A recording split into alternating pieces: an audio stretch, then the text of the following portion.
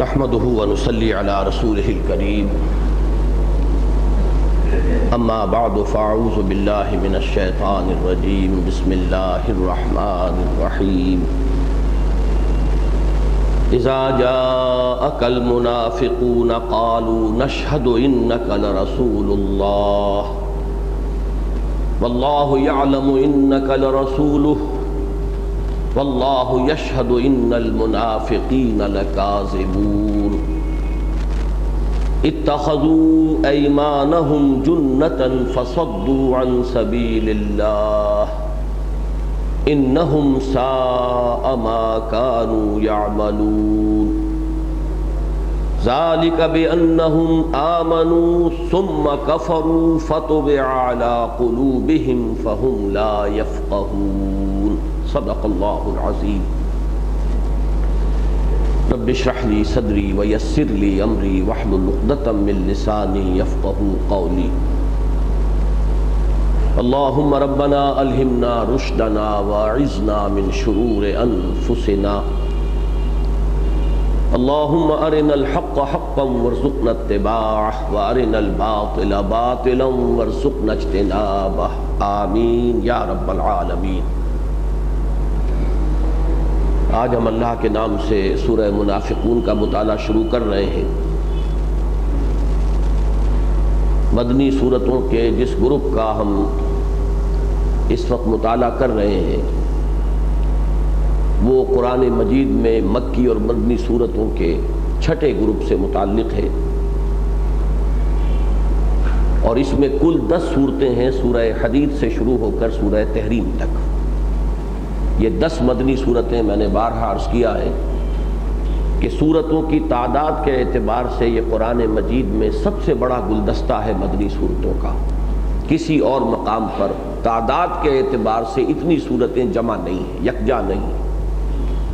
ویسے حجم کے اعتبار سے تو پہلا جو مجموعہ ہے 4 صورتوں کا، سورہ بقرہ، سورہ آل عمران، سورہ نساء، سورہ مائدہ، اگرچہ تعداد میں 4 ہیں لیکن یہ کہ ان کا حجم جو ہے آپ کو معلوم ہے کہ 6.25 پاروں پر یہ 4 صورتیں جو ہے پھیلی ہوئی ہیں۔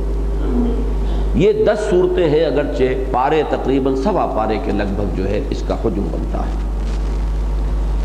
ان صورتوں کے بارے میں میں نے کئی امور کے جو ان میں قدر مشترک کی حیثیت رکھتے ہیں بار بار بیان کیے ہیں، اس لیے کہ اس گلدستے میں سے 6 صورتیں ہم پڑھ چکے ہیں، یہ 7ویں صورت ہے جس کا آج ہم مطالعہ شروع کر رہے ہیں۔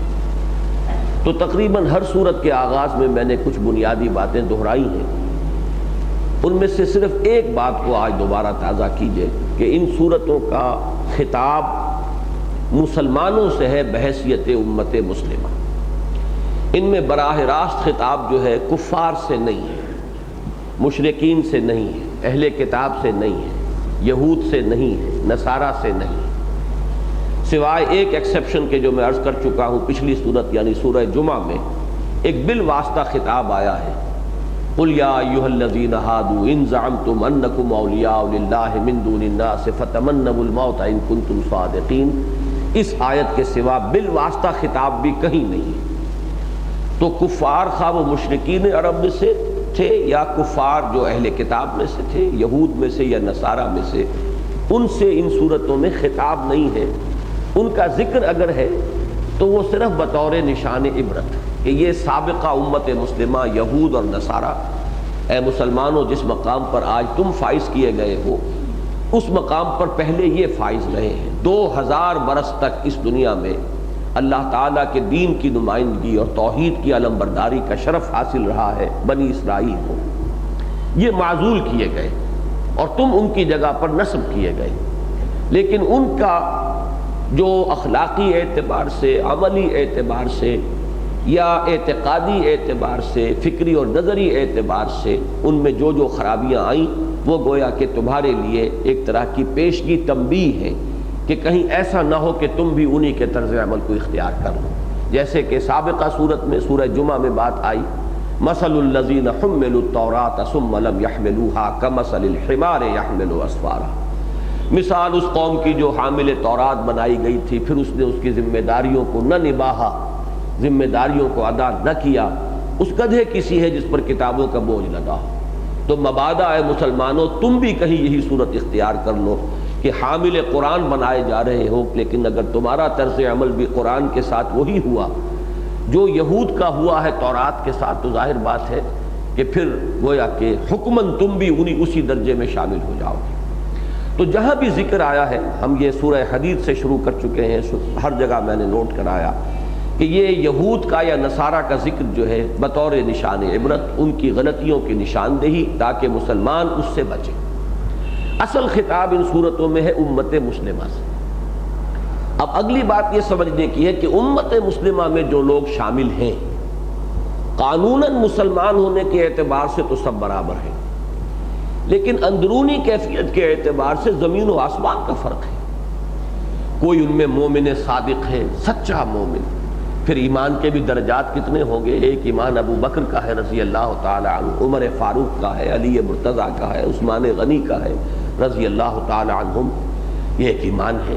اور ایک عام مسلمان، سچا مسلمان، مخلص مسلمان، ظاہر بات ہے کہ درجات کا فرق اور تفاوت تو رہے گا، گر حفظ مراتب نہ کنی زندگی۔ چنانچہ اس کی مثال میں نے دی تھی کہ سورہ حدید میں جب یہ نقشہ کھینچا گیا ہے میدان حشر کا، جسے ہم کہتے ہیں پل صراط اپنی عام اصطلاح میں، کہ کوئی مرحلہ ایسا آئے گا جس میں اہل ایمان کا نور ایمان بھی ظاہر ہو جائے گا اور ان کے جو اعمال تھے ان کی نورانیت بھی نمایاں ہو جائے گی۔ ابھی میں نے مغرب کی نماز میں پہلی رکعت میں وہ آیتیں پڑھی، دوسری رکعت میں یوم تری المؤمنین والمؤمنات یسعی نورہم بین ایدیہم وبایمانہم، جس دن کہ تم دیکھو گے اہل ایمان مردوں اور عورتوں کو کہ ان کا نور ان کے آگے اور داہنی طرف دوڑتا ہوا ہوگا۔ تو میں نے اس کے ضمن میں آپ کو حضور صلی اللہ علیہ وسلم کا یہ قول سنایا تھا کہ حضور نے فرمایا کہ یہ جو نور ملے گا تو کسی کو تو وہ نور اتنا ملے گا کہ صرف اس کے قدموں کے آگے روشنی ہو جائے گی، جیسے کہ ٹارچ کی روشنی ہوتی ہے کہ آپ اس سے پگڈنڈی پر اگر چل رہے ہیں تو ظاہر بات ہے کہ جس کے پاس وہ ٹارچ بھی نہیں ہے اس کے مقابلے میں تو بہت خوش قسمت انسان ہے وہ اندھیری رات میں جو چل رہا ہے اور راستہ بھی مخدوش ہے، تو جس کے پاس ٹارچ ہے وہ بڑا خوش قسمت ہے۔ لیکن حضور نے فرمایا کچھ لوگ ایسے ہوں گے جن کا نور اتنا ہوگا کہ جیسے کہ مدینے میں ہو اور اس کا نور جو ہے وہ صنعاء تک پہنچ رہا ہو، یمن کے شہر صنعاء تک۔ تو یہ فرق و تفاوت ہوگا ایمان اور اعمال صالحہ کے اعتبار سے مومنین صادقین کے مابین، ان کے درجے ہوں گے، ان کے رتبے اور مرتبے ہوں گے، ان میں فرق و تفاوت ہوگا۔ دوسرے درجے میں ان میں وہ لوگ ہیں جن کا ذکر آیا ہے سورہ حجرات میں کہ ان کے دل میں نہ ایمان ہے اور نہ ہی نفاق ہے۔ قالت الاعراب آمنا قل لم تؤمنوا ولكن قولوا اسلمنا ولما يدخل الايمان في قلوبكم وان تطيعوا الله ورسوله لا يلدكم من اعمالكم شيئا ان الله غفور رحيم۔ یہ بدو کہتے ہیں ہم ایمان لے آئے، نبی ان سے کہیے کہ تم ایمان ہرگز نہیں لائے ہو، یوں کہو کہ ہم مسلمان ہو گئے ہیں، اسلام لے آئے ہیں، ابھی تک ایمان تمہارے دلوں میں داخل نہیں ہوا ہے۔ البتہ اگر تم اللہ اور اس کے رسول کی اطاعت پر کاربند رہو گے تو اللہ تمہارے اعمال کو ضائع نہیں کرے گا، تمہارے اجر و ثواب میں کوئی کمی نہیں کرے گا۔ وہ غفور ہے، رحیم ہے۔ اس کی شان غفاری اور شان رحیمی کا یہ صدقہ ہے کہ اس حال میں بھی تمہاری اطاعت کو قبول کر لے گا، چاہے دل میں ابھی ایمان اترا نہیں، جاگوزی نہیں ہوا۔ یہ ایک درمیانی کیفیت ہے جس کو میں زیرو لیول سے تعبیر کیا کرتا ہوں۔ یہ نظرات نے جدید ریاضی پڑھی ہے ان کے لیے بہت سہولت ہے، آپ کو معلوم ہے، گراف پیپر کے اوپر درمیان میں زیرو اور ادھر جو ویلیوز چلتی ہیں +1 +2 +3 +4 +5 اور بائیں ہاتھ پہ -1 -2 -3 -4 -5۔ تو یوں سمجھیے کہ پلس جو ویلیو ہے یہ تو ہے ایمان، مثبت طور پر ایمان کا متحقق ہونا قلب میں، یہ مثبت ویلیو ہے، مثبت قدر ہے، اور اس میں فرق و تفاوت ہوگا +1 سے لے کر +انفینٹی تک، وہ انتہا تک چلا جائے گا۔ اور مائنس ویلیو ہے -1 -2، یہ نفاق ہے، یہ منافقت ہے۔ اس کے بھی درجے ہوں گے، تمام منافق بھی برابر نہیں، تمام اہل ایمان بھی برابر نہیں۔ ایک رئیس المنافقین تھا عبداللہ ابن ابی، اور ایک رئیس المومنین تھے ابو بکر صدیق رضی اللہ تعالی عنہ۔ تو ظاہر بات ہے کہ وہ -انفینٹی پر کھڑا ہوا تھا اور ادھر حضرت ابو بکر جو ہے وہ +انفینٹی پر تھے۔ لیکن یہ کہ ویلیوز کو سمجھ لیجئے کہ +1 سے +انفینٹی تک یہ ہے مثبت مومن، مثبت ایمان، اور -1 سے -∞ تک یہ ہے منافق. درمیان میں ایک زیرو ویلیو آتی ہے کہ نہ تو دل میں ایمان ہے نہ نفاق ہے. البتہ یہ ہے کہ انسان قانونی اعتبار سے مسلمان ہے. میں نے یہ صرف 3 چیزیں اس وقت بیان کی ہیں کہ مسلمانوں میں ظاہر بات ہے کہ یہ تینوں قسم کے طبقات موجود رہیں گے. پہلے بھی تھے، آج بھی ہیں، ہمیشہ رہیں گے. پہلے یہ ہے کہ حضور صلی اللہ علیہ وسلم کے ساتھیوں میں غالب اکثریت مومنین صادقین کی تھی. کچھ ایسے بھی تھے قالت الاعراب آمنا قل لم تؤمنوا ولکن قولوا اسلمنا. کچھ منافقین بھی تھے، پھر منافقین میں بھی درجے تھے. وہ جو فارسی کا شعر ہے کہ نہ ہر زن زن است و نہ ہر مرد مرد، خدا پنج انگشت یکساں نہ کر. تو جیسے کہ ہر عورت عورت نہیں، ہر مرد مرد نہیں، تو فرق اور تفاوت ہوتا ہے. تو منافقین کے بھی درجے بہت اور اہل ایمان کے بھی درجے بہت. تو یہ بات سمجھانے کی یہ ہے کہ در حقیقت ان صورتوں میں جو ذکر ہو رہا ہے وہ یا تو مومنین صادقین کا ہے کہ اگر کوئی شخص واقعتاً سچا مومن بننا چاہتا ہے تو یہ معیارات ہیں، ان کو پورا کرو. جس کے لیے کہ سورہ حدید میں شروع کیا گیا آمنوا باللہ ورسولہ وانفقوا مما جعلکم مستخلفین فیہ. ایمان لاؤ اللہ پر اور اس کے رسول پر جیسا کہ ایمان لانے کا حق ہے، اور خرچ کر دو اور کھپا دو اور صرف کر دو اور لگا دو اللہ کی راہ میں ان سب چیزوں میں سے کہ جن میں اس نے تمہیں اختیار عطا فرمایا ہے، خلافت عطا فرمائی ہے. اسی کو تعبیر کیا سورہ صف میں کہ اہل ایمان اگر تم چاہتے ہو واقعتاً جہنم سے چھٹکارا پانا، یا ایھا الذین آمنوا هل ادلکم علی تجارۃ تنجیکم من عذاب علیم تؤمنون باللہ ورسولہ وتجاہدون فی سبیل اللہ باموالکم وانفسکم. اگر واقعتاً جہنم سے چھٹکارا مطلوب ہے تو ایمان پختہ رکھو اللہ پر اور اس کے رسول پر، اور جہاد کرو اللہ کی راہ میں اور کھپا دو اس میں اپنے مال بھی اور اپنی جانیں بھی. بات ایک ہی ہے سورہ حدید کی اس آیت میں بھی، وہ آیت نمبر 7 ہے، اور یہاں سورہ صف کے اندر دوسرے رکوع کی پہلی آیت. فرق صرف یہ کہ وہاں لفظ انفاق آیا، یہاں جہاد آیا. اب انفاق کے لفظ کو بھی سمجھ لیجئے، چونکہ آج کا جو ہمارے اب جو بحث شروع ہو رہی ہے یہ ہے نفاق کی بحث. اور سورہ حدید میں بھی آپ نے دیکھا تھا کہ مومنین صادقین کے فوراً بعد منافقین کا تذکرہ آ گیا تھا. وہ آیہ مبارکہ یوم تری المؤمنین والمؤمنات یسعی نورہم بین ایدیہم وبایمانہم بشراکم اليوم جنات تجری من تحتہا الانہار خالدین فیہا ذالک ھو الفوز العظیم. اس دن اہل ایمان مردوں کے اور عورتوں کے آگے تو ان کا نور دوڑتا ہوا ہوگا، وہ سارے کٹھن سے کٹھن مراحل جو ہیں وہ طے کر جائیں گے اس کی روشنی میں. لیکن دوسری طرف یوم یقول المنافقون والمنافقات للذین آمنوا انظرونا نقتبس من نورکم. اسی دن دیکھو گے تم کہ منافق مرد اور منافق عورتیں اہل ایمان سے درخواست کر رہے ہوں گے کہ ذرا ہمیں مہلت دو، رکو، انتظار کرو، ٹھہرو، تمہارے نور سے ہم فائدہ اٹھا لیں. نقتبس من نورکم، ہمیں تو یہ نور نہیں ملا. ہم دنیا سے خالی ہاتھ آئے تھے، نہ دل میں نور ایمان تھا، نہ نور اعمال و انفاق ہمارے پاس تھا، نہ نور جہاد تھا، لہذا ہم یہاں تہی دست ہیں، ہمیں وہ نور نہیں ملا. لیکن ذرا آپ لوگ ٹھہرے، تیز تیز آگے نہ نکل جائیں. جیسے کہ میں نے اس وقت بھی نقشہ کھینچا تھا، وہی اندھیری رات اور کسی پگڈنڈی پر سے جانا ہے، راستہ بالکل واضح نہیں ہے. تو اگر کسی کے پاس لالٹین ہے یا ٹارچ ہے تو دوسرے لوگ اس سے کہتے ہیں کہ بھائی ذرا ٹھہرو میاں، ہمیں بھی ذرا چلنے دو، آنے دو، اس لیے کہ ہمارے پاس تو کوئی روشنی نہیں ہے، ہمیں بھی تمہارے ہی نور سے استفادہ کرنا ہے. انظرونا نقتبس من نورکم قیل ارجعوا وراءکم فالتمسوا نورا. کہا جائے گا لوٹ جاؤ پیچھے کی طرف اور تلاش کرو نور. فضرب بینہم بسور لہ باب. اور اتنے عرصے میں ان کے مابین ایک فصیل حائل ہو جائے گی، حائل کر دی جائے گی. جو آگے نکل گئے صاحب نور صاحب ایمان وہ ادھر گئے، اور وہاں کیا ہے؟ اللہ کی رحمت ہے. باطنہ فیہ الرحمہ وظاہرہ، جو باہر رہ گئے ادھر رہ گئے اس فصیل کے، ظاہرہ من قبلہ العذاب، عذاب الہی کا نزول وہاں شروع ہو جائے گا. وہ پکار کر کہیں گے ینادونہم الم نکم معکم قالوا بلا. اس آیت کا میں بھی بعد میں تفصیل سے تذکرہ کروں گا. اس وقت صرف یہ اشارہ کرنا تھا کہ سورہ حدید میں اہل ایمان کا انجام اور اس کے فوراً بعد اہل نفاق کا انجام، منافقون کا انجام، جس طریقے سے وہاں یہ دونوں بالکل ملحق ہو کر آئے تھے، اسی طرح جب ان مضامین کی اب شرح شروع ہوئی ہے تو سورہ صف اور سورہ جمعہ یہ ہے اہل ایمان کا معاملہ، جہاد اور قتال اور اللہ کی نصرت، اللہ کے رسول کی مدد، اللہ کی راہ میں خرچ کرنا، اللہ کی راہ میں بنیان مرصوص بن کر قتال کرنا، جان ہتھیلی پر رکھ کر میدان میں آ جانا، یہ سورہ صف کا مضمون ہے، تاکہ اللہ کا دین غالب ہو جائے، لِیُظْهِرَهُ عَلَى الدِّینِ كُلِّهِ۔ اور اسی کا باطنی پہلو کیا ہے؟ قرآن مجید کے ذریعے سے تزکیہ بھی ہو رہا ہے، ایمان کی تقویت ہو رہی ہے، اور اس کے ذریعے سے وہ جو اندرونی کیفیات ہیں ایمان کی وہ حاصل کی جا رہی ہیں۔ تو وہ دونوں صورتیں مل کر گویا کہ یکجا ہو کر وہ اہل ایمان کا نقشہ کھینچ دیا گیا۔ اب اس کے بالکل کنٹراسٹ کے طور پر اب جو منافقین ہیں، جیسے کہ عربی کی کہاوت ہے تُعْرَفُ الْأَشْيَاءُ بِأَضْدَادِهَا، جو ضد ہوتی ہیں چیزیں ایک دوسرے کی بالکل مخالف، ان کے حوالے سے آپ کسی شے کی حقیقت کو سمجھ سکتے ہیں۔ دن کی حقیقت رات کے حوالے سے سمجھ میں آتی ہے کہ دن کسے کہتے ہیں۔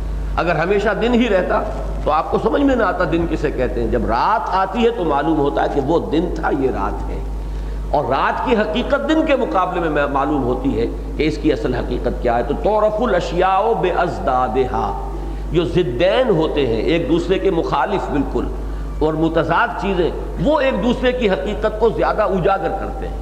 تو اسی طریقے سے ایمان اور اہل ایمان کا کردار اور ان کا معاملہ، اس کے بالکل برعکس اب منافقین کا کردار اور ان کا معاملہ، یہ ہے سورہ منافقون کا مضمون، اور یہ قرآن مجید میں اس اعتبار سے منفرد صورت ہے۔ اگرچہ نفاق اور منافقین کا تذکرہ قرآن مجید کی جو طویل مکی صورتیں ہیں ان میں بڑی تفصیل سے آیا ہے۔ سورہ نساء میں بہت تفصیل سے ان کا تذکرہ ہے، سورہ توبہ میں بڑی تفصیل کے ساتھ ان کا ذکر ہے، سورہ آل عمران میں بھی ذکر ہے، سورہ احزاب میں ذکر ہے، سورہ نساء میں تو میں نے عرض کیا کہ اس کے تو پورے تانے بانے کے اندر بنا ہوا ہے، لیکن ایک سورت پوری مکمل نفاق کے بارے میں اور منافقت کے بارے میں، اور کل 11 آیات، اور اس میں واقعہ یہ ہے کہ یہ قرآن مجید کا اعجاز ہے کہ اس پورے اس موضوع کو ان 11 آیات میں سمو لیا گیا ہے۔ اور اس میں اگر ایک لفظ آپ ذہن میں رکھیں کہ قرآن مجید اسے ایک مرض سے تعبیر کرتا ہے، یہ ایک بیماری ہے، روگ ہے۔ نفاق جو ہے یہ ایک بیماری ہے، فی قلوبہم مرض فزادہم اللہ مرضا، ان کے دلوں میں ایک روگ تھا، اللہ نے ان کے روگ کو بڑھا دیا ہے، اضافہ کر دیا ہے۔ اللہ کی سنت یہی ہے، جو سیدھے راستے پر آنا چاہتا ہے اس کی ہدایت میں اضافہ کرتا ہے، جو کجی کو اختیار کرتا ہے، جیسے سورہ صف میں آپ نے پڑھا فَلَمَّا زَاغُوا أَزَاغَ اللَّهُ قُلُوبَهُمْ، جب وہ ٹیڑھے ہو گئے اللہ نے ان کے دلوں کو بھی ٹیڑھا کر دیا۔ جنہوں نے اس نفاق کے مرض کو اپنے دل میں پال لیا اللہ نے ان کے مرض ہی میں اضافہ کر دیا، فی قلوبہم مرض فزادہم اللہ مرضا ولہم عذاب علیم بما کانوا یکذبون۔ یہ سورہ بقرہ کے دوسرے رکوع کی آیت ہے، اکثر و بیشتر حضرات کو یاد ہوگی۔ ان کے دلوں میں ایک روگ تھا، اللہ نے ان کے روگ میں اضافہ کر دیا۔ تو وہ مرض کے بارے میں جتنی اصطلاحات ہمارے ہاں ہیں، کیونکہ میں نے بھی میڈیسن کا مطالعہ کیا ہے، باقی وہ اصطلاحات جو ہیں وہ سب لوگ جانتے ہیں۔ مرض کے ضمن میں ایک تشخیص کہتے ہیں کہ اس مرض کا اصل سبب کیا ہے، پھر علامات ہوتی ہیں، سمپٹمز کیا ہیں، پھر یہ کہ اس کا پروگنوسس کیا ہے، یعنی نتیجہ کیا ہے، انجام کیا ہے، اگر اس کا علاج نہ ہو سکا تو اس کا نتیجہ کیا نکلنے والا ہے۔ آیا یہ مرض معمولی مرض ہے، خود بخود بھی زائل ہو جاتا ہے وقت کے ساتھ، یا یہ کہ یہ انتہائی مہلک مرض ہے اور اس کی تباہ کاری جو ہے اس درجے کی ہے، اس کو پروگنوسس کہتے ہیں ہماری میڈیکل اصطلاح کے اندر۔ پھر یہ کہ اس مرض کے ازالے کے سلسلے میں بھی دو چیزیں ہمیشہ آتی ہیں، ایک تو یہ کہ اس مرض کا اگر واقعتاً کسی شخص پر حملہ ہو جائے تو اس کا علاج کیا ہے، اسے ہم کہتے ہیں کیوریٹو ٹریٹمنٹ، کہ مرض ہو گیا ہے تو اب اس کے ازالے کے لیے ہمیں کیا ادویات ہیں، کیا اس کے لیے جو تدابیر ہوں گی کہ مرض زائل ہو جائے۔ اور ایک ہوتا ہے پریونٹو ٹریٹمنٹ، کہ اس مرض کو روک تھام کے لیے، کہ اس مرض کا آغاز ہی نہ ہو، اس کا بچاؤ جو ہے جس کو حفظان صحت آپ کہتے ہیں، کس طور سے اس مرض سے بچا جا سکتا ہے۔ یہ پانچوں چیزیں، بلکہ یہ کہ اس میں چھٹی چیز اور شامل کیجئے کہ مرض کے مراحل اور مدارج بھی ہوتے ہیں، جس میں سے ایک تو خاص طور پر بہت ہی معروف ہے ٹی بی کے بارے میں، آپ نے سنا ہوگا یہ ٹی بی کی فرسٹ سٹیج ہے، یہ ٹی بی کی سیکنڈ سٹیج ہو گئی ہے، اب یہ ٹی بی کی تھرڈ سٹیج ہے۔ تھرڈ سٹیج پر جو پہنچ جاتا تھا، آج کل تو خیر بہت سی نئی دوائیں ایجاد ہو گئی ہیں اور یہ معاملہ جو ہے اتنا زیادہ اب تشویشناک نہیں رہا ہے، لیکن یہ کہ جس وقت تک کہ ہم پڑھ رہے تھے اس وقت تک بھی صورت یہ تھی کہ تھرڈ سٹیج کو جو شخص پہنچ چکا ہو اب اس کے بارے میں یہ امید کم ہوتی تھی کہ اسے کامل صحت ہو سکے۔ تو یہ بھی سٹیجز ہیں امراض کے۔ تو اس مرض نفاق کے بارے میں واقعہ یہ ہے کہ 11 آیات میں اللہ تعالیٰ نے اس مرض کی تشخیص، اس کے مدارج و مراحل، اس کی علامات، اس کی ہلاکت خیزی، اور پھر یہ کہ اس کا علاج اور اس سے بچاؤ کی تدابیر۔ یہ 6 کے 6 عنوانات آپ دیکھیں گے انشاءاللہ تعالی کہ جب ہم اس سورہ مبارکہ کی ایک ایک آیت کا مطالعہ کریں گے تو یہ تمام عنوانات ذہن میں جما لیجیے گا۔ اس کے تحت اس مرض نفاق کے بارے میں کل معلومات اس سورہ مبارکہ کی 11 آیات میں ہمیں مل جائیں گی۔ لیکن آج اصل میں یہ چاہتا ہوں کہ نفاق کا لفظ چونکہ عام طور پر ہماری گفتگوؤں میں بھی استعمال ہوتا ہے، تو اس کے بارے میں کچھ بنیادی باتیں، کچھ تعارفی اور تمہیدی باتیں جو ہے آج آپ حضرات اچھی طرح نوٹ کر لیں۔ دیکھیے، نفاق کی جو عام فہم ایک تعبیر ہے جو عام انسان سمجھتا ہے وہ یہ ہے کہ منافق وہ ہوتا ہے کہ جو کہنے کو تو مسلمان ہے، حقیقت میں مومن نہیں ہوتا۔ یہ ایک عام فہم سی تعبیر ہے جس کے لیے سورہ بقرہ ہی کے دوسرے رکوع کے الفاظ جو ہیں وہ اکثر، چونکہ حضرات جو بھی کوئی دینی مزاج رکھتے ہیں، بہرحال وہ حصہ تو پڑھا ہوتا ہے، یاد ہوتا ہے، اکثر لوگوں کو مستحضر ہوتا ہے۔ وَمِنَ النَّاسِ مَن يَقُولُ آمَنَّا بِاللَّهِ وَبِالْيَوْمِ الْآخِرِ وَمَا هُمْ بِمُؤْمِنِينَ۔ یہ گویا کہ دوسرا رکوع جو ہے اس کی پہلی آیت یہ ہے۔ لوگوں میں سے کچھ ایسے بھی ہیں جو کہتے ہیں ہم ایمان لے آئے اللہ پر اور یوم آخر پر، درا حال ہے کہ حقیقتاً وہ مومن نہیں ہیں۔ يُخَادِعُونَ اللَّهَ وَالَّذِينَ آمَنُوا وَمَا يَخْدَعُونَ إِلَّا أَنفُسَهُمْ وَمَا يَشْعُرُونَ۔ وہ دھوکہ دینے کی کوشش کرتے ہیں اللہ کو بھی اور اہل ایمان کو بھی، مگر نہیں دھوکہ دیتے مگر صرف اپنے آپ کو، لیکن انہیں اس کا شعور نہیں ہے۔ یہ آیہ مبارکہ میں یہ سمجھتا ہوں کہ جو حضرات اس درس میں شریک ہیں ان میں سے اکثر حضرات کو یاد ہوگی، یاد نہ ہو تو اس کا مضمون مستحضر ہوگا۔ یہ گویا کہ ہمارے ذہنوں میں نفاق کے بارے میں اس کی ڈیفینیشن کہہ لیجئے یا اس کا تعارف جو ہے وہ ان الفاظ کے ساتھ ہمارے ذہنوں میں ثبت ہے۔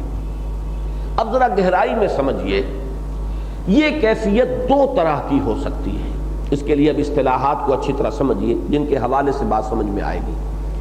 یا تو یہ کیفیت غیر شعوری ہوگی اور یا یہ کیفیت شعوری ہوگی۔ ایک تو شعوری طور پر انسان دھوکہ دیتا ہے اور وہ جانتا ہے کہ میں نہ اسلام لایا ہوں، نہ میں نے دین و ایمان کو قبول کیا ہے، لیکن کسی سبب سے وہ جاسوس بننا چاہتا ہے یا کوئی اور غرض و غایت اس کی ہے، تو بالکل شعوری طور پر وہ دھوکہ دیتا ہے۔ ایک لمحے کے لیے بھی ایمان کی نعمت اسے میسر ہوئی ہی نہیں۔ یہ ہے شعوری منافق، ارادی منافق، اس کا ارادہ ہے نفاق کا، یہ اپنے نفاق کو خوب جانتا ہے، پہچانتا ہے۔ اور ایک وہ شخص ہے کہ جو جانتا نہیں ہے کہ میں منافق ہوں، وہ اپنے تئیں مسلمان سمجھتا ہے، وہ متنبہ نہیں اپنے نفاق پر۔ یہ 2 قسمیں ہیں نفاق کی۔ پہلی قسم جو ہے، اور ہمارے ذہنوں میں مغالطہ یہ بیٹھا ہوا ہے کہ منافق وہی ہوتا ہے کہ جو واقعتاً اپنے دل سے اور جان بوجھ کر دھوکہ دے رہا ہوتا ہے مسلمانوں کو، لیکن واقعہ یہ ہے کہ قرآن مجید کا اور احادیث کا اور سیرت نبوی کا اور تاریخ کا مطالعہ کریں تو معلوم ہوگا کہ اس قسم کا نفاق جسے میں شعوری نفاق کہہ رہا ہوں، الشاذ و کالمعدوم کے درجے میں ہے، لیکن بہت کم، نہ ہونے کے برابر۔ قرآن مجید میں جو تفصیل سے بحثیں آئی ہیں نفاق کی، وہ غیر شعوری نفاق ہے۔ وہ نفاق ہے جس پر خود انسان کو معلوم بھی نہیں ہوتا کہ میں منافق ہوں، وہ اپنے آپ کو مسلمان سمجھ رہا ہوتا ہے، اسے شعور نہیں ہوتا، ولیکن لا یشعرون، انہیں اس کا شعور حاصل نہیں ہوتا۔ یہ ہے اصل میں سب سے اہم نقطہ کہ اس کو اکثر و بیشتر لوگ نہیں سمجھتے، لیکن اس کو میں اب چاہتا ہوں کہ قرآن اور حدیث کے حوالوں سے آپ کے سامنے رکھوں۔ دیکھیے، پہلی قسم کا نفاق جو ہے جسے میں نے کہا ہے کہ وہ شعوری نفاق ہے، اس کی مثال مثلاً سورہ آل عمران میں آئی ہے۔ قالت طائفۃ من اہل الکتاب آمنوا بالذی انزل علی الذین آمنوا وجہ النہار واکفروا آخرہ لعلہم یرجعون۔ اہل کتاب یہود کے ایک گروہ نے یہ سازش کی، آپس میں ایک معاملہ طے کیا کہ ایسے کرو کہ صبح کے وقت ایمان لے آؤ، اعلان کر دو ہم ایمان لے آئے اس چیز پر کہ جو اہل ایمان پر نازل کی گئی، یعنی قرآن مجید پر ہم ایمان لے آئے، اور دن کے آخری حصے میں جا کے مرتد ہو جاؤ، کفر کرو، شاید کہ یہ بھی لوٹ آئیں۔ اب اس پوری آیت کو سمجھیے، یہ سازش تھی کہ اہل ایمان کی ایک دھاک بن چکی تھی کہ ایمان ایسی شے ہے کہ جو شخص ایک مرتبہ اسے قبول کر لے، چاہے اس کے جسم کے ٹکڑے کر دیے جائیں، وہ دستبردار ہونے کے لیے تیار نہیں ہوتا۔ وہی بات کہ جس نے حضرت عمر فاروق رضی اللہ تعالیٰ عنہ کی قسمت بدل دی.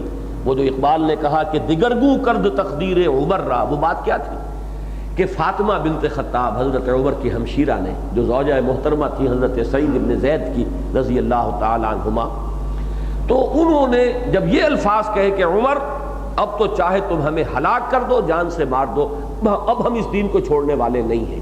بس یہ وہ عظیمت تھی بہن کی کہ جس نے حضرت عمر کو سوچنے پہ مجبور کر دیا.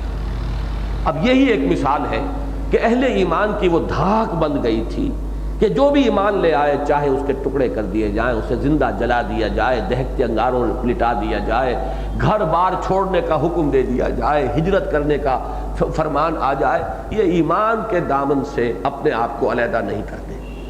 یہ جو دھاک بند گئی تھی اس کو ختم کرنے کے لیے اب انہوں نے سازش کی، ایسا کرو صبح ایمان لے آؤ، اعلان کرو ہم ایمان لے آئے.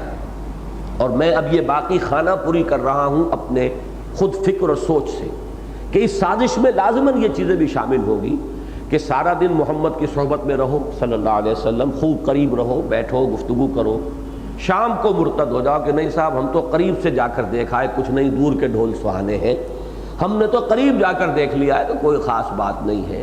یہ خام خواہ لوگ جو ہے دور سے دھوکہ کھا جاتے ہیں. اس کا نتیجہ کیا نکلے گا کہ کچھ نہ کچھ لوگوں کے دلوں میں تو ریب اور شک کی کیفیت تم پیدا کر ہی دو گے نا.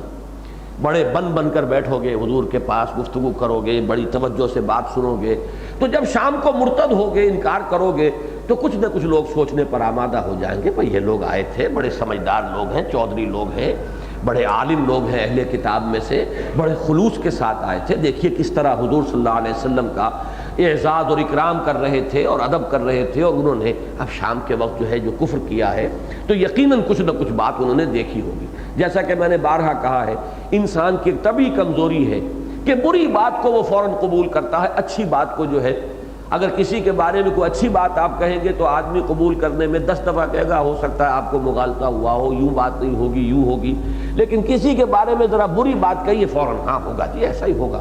اس لیے کہ یہ کچھ طبعی کمزوری ہے انسان کی. اس طبعی کمزوری سے صحابہ کرام بھی بالکلیہ محفوظ نہیں تھے. مومنین صادقین تھے کہ جو حضرت عائشہ رضی اللہ تعالی عنہ پر جب تہمت لگائی ہے منافقین نے تو کچھ سچے مومن بھی اس رو میں بہہ گئے تھے. حضرت حسان ابن ثابت رضی اللہ تعالی عنہ جیسے جو حضور صلی اللہ علیہ وسلم کے مدح کرنے میں اور دشمنوں کی حجر کرنے میں ان کا وہ مقام ہے، وہ بھی اس کے اندر شریک ہو گئے. یہ ایک طبعی کمزوری ہے. تو ایک یہ سازش کا تذکرہ قرآن مجید میں موجود ہے. وَقَالَتْ طَائِفَةٌ مِّنْ أَهْلِ الْكِتَابِ آمنوا بالذی انزل علی الذین آمنوا وجہ النہار واکفروا آخرہ لعلہم یرجعون. شاید کہ یہ بھی لوٹ آئیں. اسی کی ایک مثال سورہ مائدہ میں بھی ہے، وہ بھی میں آپ کو پڑھ کر سنا دوں. آیت نمبر 61 ہے غالباً.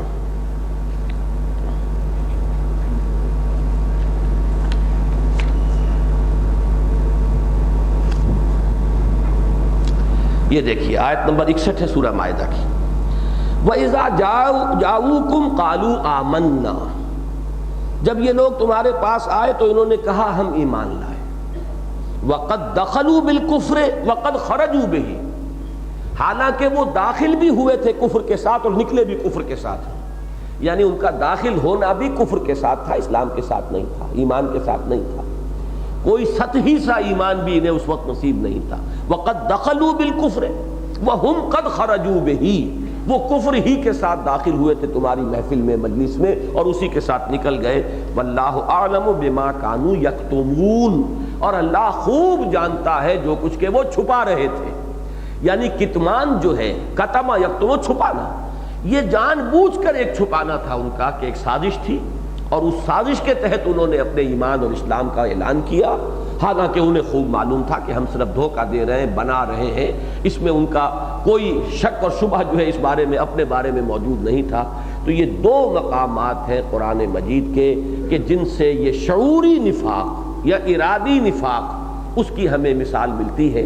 اور تاریخ میں آپ یوں سمجھیے اہم ترین مثال جو ہے وہ ان دو یہودیوں کی ہے جنہوں نے اسلام کا لبادہ اوڑھا. نہ صرف اسلام، بہت بڑے اولیاء اللہ اور زاہد اور عابد انسان ان کو سمجھا گیا، اور وہ مدینے میں آئے تھے حضور صلی اللہ علیہ وسلم کے جسد اطہر کو قبر سے نکال کر لے جانے کے لیے. ظاہر بات ہے انہیں تو معلوم تھا کہ ہم کیا ہیں اور کیا نہیں ہیں. انہوں نے اسلام ایک لہجے کے لیے بھی قبول نہیں کیا. وہ آئے تھے سازش کے طور پر اور وہ شامل ہوئے، اور انہوں نے اپنے زہد کا اور تقویٰ کا اور اپنی للہیت کا اور نیکی کا اور عبادت گزاری کی اتنی دھاک بٹھا دی پورے معاشرے کے اندر کہ وہ لوگ سمجھتے تھے وہ تو بالکل تارک الدنیا اور اللہ سے لو لگانے والے عابد و زاہد لوگ ہیں. لیکن یہ کہ پردہ جو کھلا وہ یہ تھا کہ اندر ہی اندر سرنگ کھودتے چلے جا رہے تھے، اور رات کو سرنگ کھودتے تھے اور وہ اپنی جھولیوں میں بھر بھر کر ریت جو ہے لا کر مٹی باہر پھینک رہے تھے. کسی کو پتہ ہی نہیں تھا کہ بالکل حضور صلی اللہ علیہ وسلم کی قبر شریف کے قریب پہنچ چکے. اسی کی مثال آج کی دنیا میں ہوگی، اور یہ آپ کو خبریں ملتی رہتی ہیں، خاص طور پر بارڈر ایریاز میں. ابھی سندھ میں بھی ایک شخص پکڑا گیا تھا جس کا کیا اخبارات میں تذکرہ ہوا. کوئی ہندو جاسوس بن کر مسلمانوں میں رہ رہا ہے، ہندوستان کا کوئی بھارتی ہندو ہے. اب ظاہر بات ہے وہ جب آئے گا ختنہ کرا کے آئے گا، داڑھی رکھ کر آئے گا، وہ نماز سیکھ کر آئے گا، کچھ نہ کچھ قرآن پڑھ کر آئے گا. اور ایسا ہوا ہے کہ بارڈر ایریاز کے اندر کوئی شخص بحیثیت امام مسجد کئی سال تک کسی مسجد میں رہا، اور بعد میں معلوم ہوا کہ وہ ہندو تھا اور وہ بھارتی ایجنٹ تھا اور بھارت کا جاسوس تھا، اور اس نے در حقیقت یہ سارا بہروپ جو ہے اختیار کیا. تو یہ میں نے دو مثالیں دے دیں. اب ظاہر بات ہے کہ جو شخص اس حال میں ہے، مسلمان جب اسے دیکھیں گے تو کیا سمجھیں گے؟ وہ کلمہ شہادت بھی پڑھ رہا ہے، اشہد ان لا الہ الا اللہ واشہد ان محمد رسول اللہ، نماز پڑھ رہا ہے، مسجد میں امامت کرا رہا ہے، یا اتنا عابد و زاہد ہو گیا ہے کہ پورے مدینے کے لوگ ان کے گرویدہ ہو گئے. تو انہیں مسلمان سمجھا جا رہا ہے اور وہ اسلام کا دعویٰ کر رہے ہیں، درا حال ہے کہ انہیں خود معلوم ہے کہ ہم نے ایک لحظے کے لیے بھی اسلام کو قبول نہیں کیا. یہ جتنا عرصہ ان کا رہا ہے یہ در حقیقت شعوری نفاق ہے. اب بھی ہمارے ہاں اس قسم کے لوگ ہو سکتے ہیں، لیکن وہ مسلمانوں میں سے نہیں ہوں گے. وہ ہوں گے ایسے ہی کوئی جاسوس، کہیں باہر سے کوئی آیا ہوا، کوئی ففتھ کالمسٹ، کوئی ایجنٹ، کوئی وہ رشین ایجنٹ ہو، کہیں اور کا ایجنٹ ہو، مسلمان بنا ہوا ہو. اس طرح کے لوگ، یہ ہے شعوری نفاق. اصل میں جس نفاق کا ذکر قرآن مجید میں ہے اور سورہ منافقون میں جس نفاق کا ذکر ہے وہ یہ نفاق نہیں ہے. وہ نفاق ہے غیر شعوری نفاق. وہ غیر شعوری نفاق کہ جس میں اس شخص کو خود یہ احساس نہیں ہوتا کہ میں منافق ہوں. اور یہ ہے وہ چیز در حقیقت کہ جو ہم میں سے ہر شخص کے سمجھنے کی شے ہے. اس لیے کہ ہم یہ سمجھے بیٹھے ہیں اکثر و بیشتر کہ ہم سے نفاق کا کیا سروکار، ہم سے کیا تعلق. منافق تو گویا کہ کوئی اور ہی مخلوق ہوتی ہے، کوئی اور ہی لوگ ہوتے ہیں، وہ ہمیں اس سے کوئی سروکار نہیں. تو میں اس کے سلسلے میں دو واقعات صحابہ کے اور دو میں اور آپ کے سامنے حضور صلی اللہ علیہ وسلم کے اقوال مبارکہ لانا چاہتا ہوں، تاکہ ہم میں سے ہر شخص کے کان کھڑے ہو جائیں کہ ہمیں اپنے بارے میں کبھی بھی اس مغالطے میں مبتلا نہیں ہونا چاہیے کہ ہم سے منافقت کا، نفاق کا کیا سروکار، ہم سے کوئی تعلق نہیں. یہ مغالطہ بہت بڑا ہے. سب سے پہلی بات سنیے حضرت حنظلہ رضی اللہ تعالیٰ عنہ کا واقعہ. حضرت حنظلہ کا واقعہ بہت مشہور واقعہ ہے. اپنے گھر سے نکلے، عجیب کیفیت ہے، انصاری صحابی ہیں، بڑے سچے پکے مومن. حنظلہ غالباً وہی ہیں جنہیں غسیل ملائکہ کہا گیا ہے، جو یعنی جنگ کے وقت جو ہے جس وقت پکار آئی ہے کہ نکلو، وہ اس وقت انہوں نے اپنی بیوی سے ہم بستری کی تھی، پکار آئی ہے، اسی حالت میں دوڑے ہیں، نکلے ہیں اور اسی حالت میں شہید ہو گئے ہیں. تو حضور نے فرمایا کہ ان کو غسل جو دیا ہے، غسل جنابت، وہ فرشتوں نے دیا ہے ان کے شہادت کے بعد. غسیل ملائکہ کہلاتے ہیں جنہیں کہ غسل جنابت ملائکہ نے دیا ہے شہادت کے بعد، وہ حنظلہ ہے. لیکن وہ شدت احساس کی کیفیت ہے کہ گھر سے نکلے ہیں، نافق حنظلہ، نافق حنظلہ، نافق حنظلہ، نافق حنظلہ کہتے جا رہے ہیں. حنظلہ تو منافق ہو گیا، حنظلہ تو منافق ہو، حنظلہ تو منافق ہو. اب حضرت ابو بکر سے ملاقات ہوئی رضی اللہ تعالیٰ عنہ. انہوں نے کہا حنظلہ کیا کہہ رہے ہو؟ کہنے لگے کہ میں یہ محسوس کرتا ہوں جب میں حضور کی صحبت میں ہوتا ہوں تو میری کیفیت کچھ اور ہوتی ہے، جب میں اپنے گھر میں آ جاتا ہوں تو وہ کیفیت نہیں رہتی. تو یہی تو نفاق ہے. ہمارے دل کے اندر یہ زمین و آسمان کا فرق واقع ہو جاتا ہے. یہ دل کی کیفیت جو ہے بدل جاتی ہے. یہ منافقت ہے. حضرت ابو بکر چاہتے تو خود بھی ان کی تسلی کرا دیتے، لیکن حضرت ابو بکر نے بڑی حکمت سے کام لیا. فرمایا کہ حنظلہ یہ بات تو میں اپنے بارے میں بھی محسوس کرتا ہوں، تو آؤ کہ چلیں حضرت حضور صلی اللہ علیہ وسلم کی خدمت میں چل کر معاملہ سمجھیں. اب حضور کی خدمت میں آئے اور وہاں جب یہ معاملہ بیان کیا تو حضور صلی اللہ علیہ وسلم نے فرمایا کہ حنظلہ یہ تو عین ایمان ہے جسے تم نفاق سمجھے بیٹھے ہو، اگر تمہاری وہ کیفیت جو میری مجلس میں ہوتی ہے اگر مستقل ہو جائے تو فرشتے تم سے تمہارے بستروں پر مصافحہ کرنے لگے، وہ کیفیت دائم نہیں رہ سکتی۔ فَإِنَّهَا يَا حَنْظَلَةُ سَاعَةً فَسَاعَةً، وہ کیفیت جو ہے حنظلہ وہ تو کبھی کبھی میسر آتی ہے، وہ جو میری صحبت میں میسر آتی ہے تمہیں کیفیت، وہ دائم نہیں ہو سکتی۔ لیکن یہ تمہارے اندر جو احساس پیدا ہوا ہے در حقیقت یہ تمہارے ایمان کی علامت ہے کہ تم ہر وقت اپنی باطنی کیفیات کا جائزہ لیتے رہتے ہو کہ اس وقت میری باطن کی کیفیت کیا ہے۔ در حقیقت یہی گویا کہ اس بات کا ثبوت ہے کہ تمہارا ایمان کے ساتھ کتنا تعلق خاطر ہے۔ معلوم یہ ہوا کہ صحابہ تو اپنے آپ کو مامون اور محفوظ نہیں سمجھتے تھے نفاق سے، انہیں اندیشہ رہتا تھا۔ اور اس سے بھی بڑا معاملہ حضرت عمر کا ہے، مشہور واقعہ ہے۔ چونکہ یہ درس میں نفاق پر دے رہا ہوں تو میں چاہتا ہوں کہ وہ ساری چیزیں لسٹ ہو جائیں یہاں پر۔ مشہور واقعہ ہے کہ غزوہ تبوک سے واپسی پر نبی اکرم صلی اللہ علیہ وسلم پر کچھ منافقین نے حملہ کیا تھا۔ ایک تنگ درے میں سے گزرنا تھا حضور کو، جہاں پر کہ کوئی بڑی فارمیشن فوج کی نہیں گزر سکتی، بس وہ ایک ہی جس کو آپ کہتے ہیں ایک کالم، ایک آدمی ہی گزر سکتا تھا یا ایک سواری۔ وہاں پر کچھ منافق چھپ چھپ کر بیٹھ گئے، اور رات کا وقت جب حضور کی سواری وہاں سے گزر رہی تھی، اونٹنی، آپ کا اونٹ یا اونٹنی، اس وقت وہ لوگ آئے اور ان کے ہاتھ میں ہتھیار تھے اور انہوں نے حملہ کیا۔ حضور صلی اللہ علیہ وسلم کو قتل کرنے کا ارادہ تھا۔ یہ منافقین تھے، منہ پر ڈھانٹے باندھے ہوئے تھے، انہوں نے جیسے ڈاکو ہوتے ہیں وہ اپنی آئیڈینٹی کو چھپاتے ہیں کہ ہمیں پہچان نہ لیا جائے۔ بہرحال اس وقت جو بھی حضور صلی اللہ علیہ وسلم کے ساتھ چند آدمی تھے انہوں نے ان کو مار مار کر وہاں سے بھگایا ہے، تو کسی کو پہچانا نہیں جا سکا۔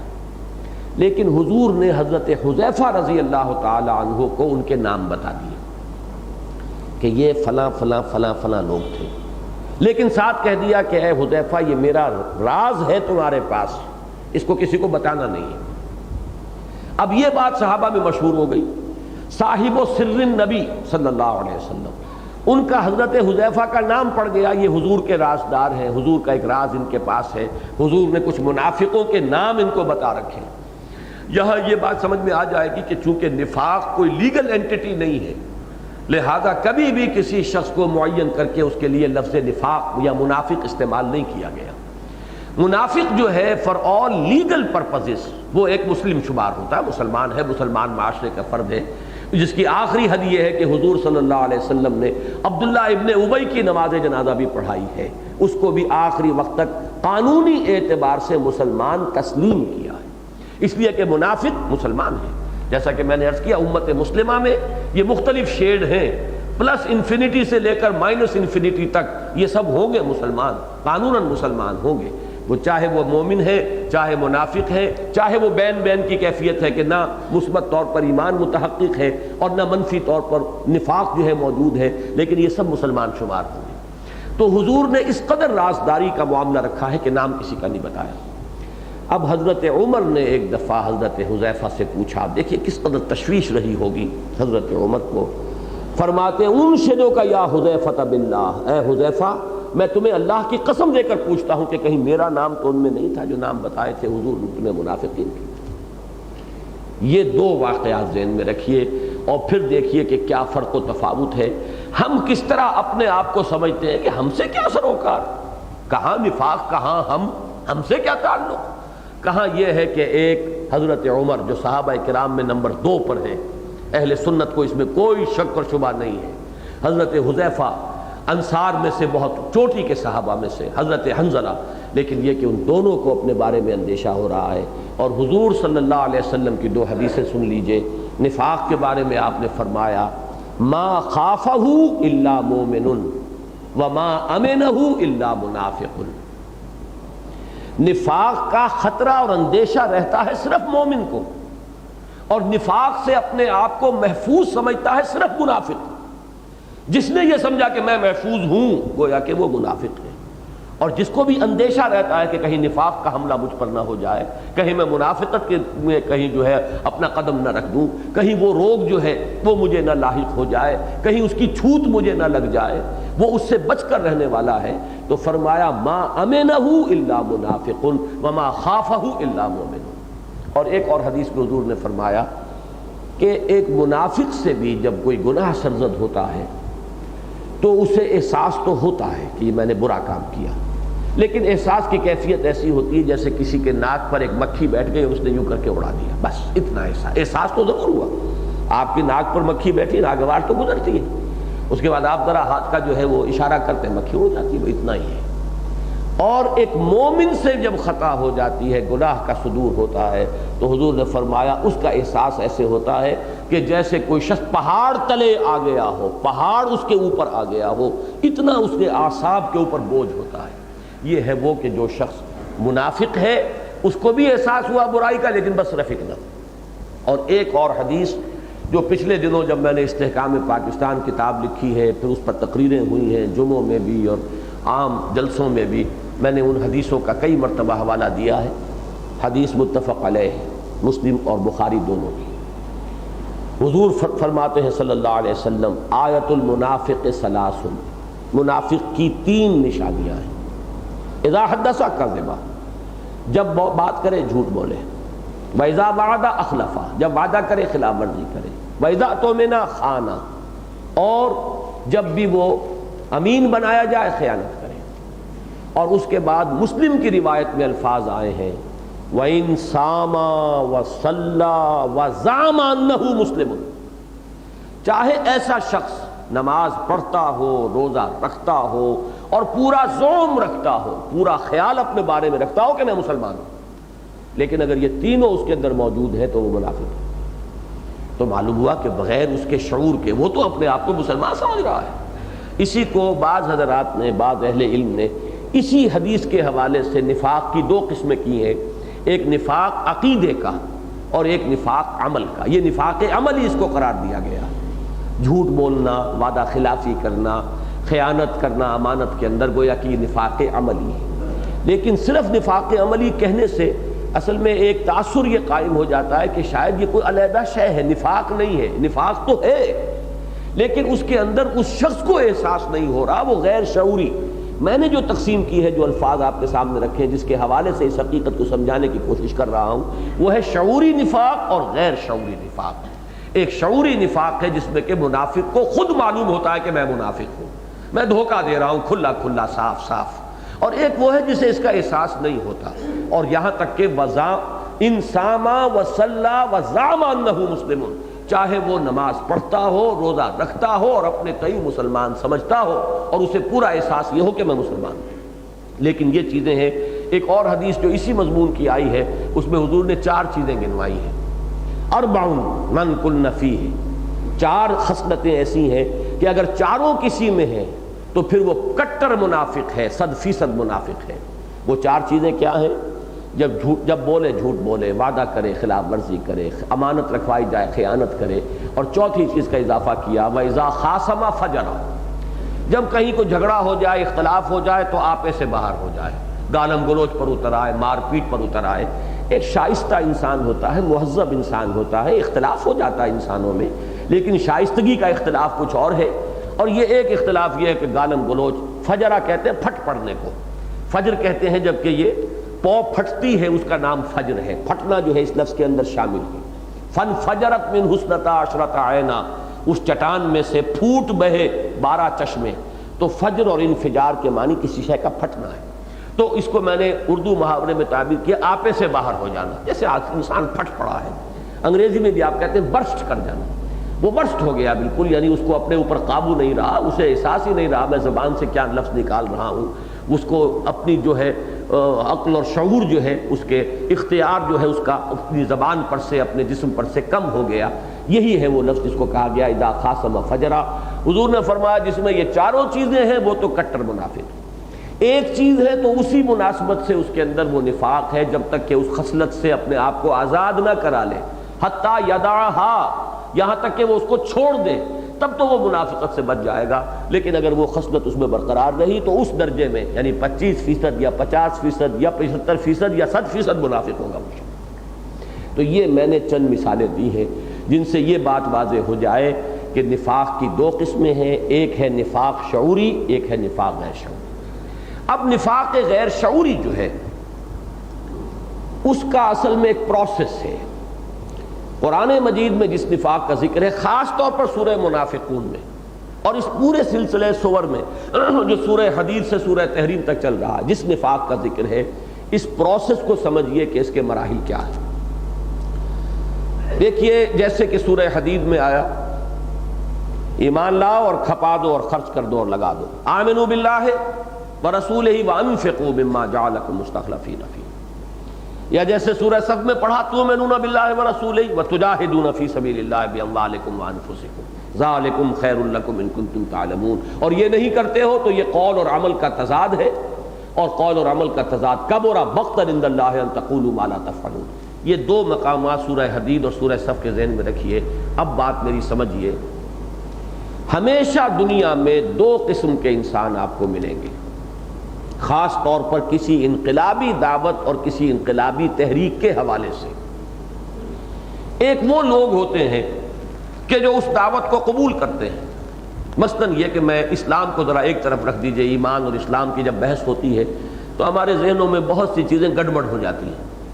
آپ اس کو سمجھیں گے ایک کمیونسٹ ہے، اس نے مارکسزم کو اختیار کیا شعوری طور پر کہ یہی فلسفہ حق ہے اور کمیونسٹ نظام ہی عادلانہ نظام ہے۔ آپ اس سے اختلاف کریں، آپ اسے گمراہ سمجھیں، لیکن وہ اپنی جگہ یہ سمجھ رہا ہے کہ مارکسزم جو ہے نظریے کے اعتبار سے حق ہے اور کمیونزم نظام کے اعتبار سے عادلانہ نظام ہے۔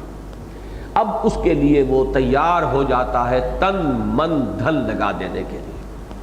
میں نے نظریہ قبول کیا، اس کو حق سمجھا ہے، جسے حق سمجھا ہے تواصوا بالحق وتواصوا بالصبر۔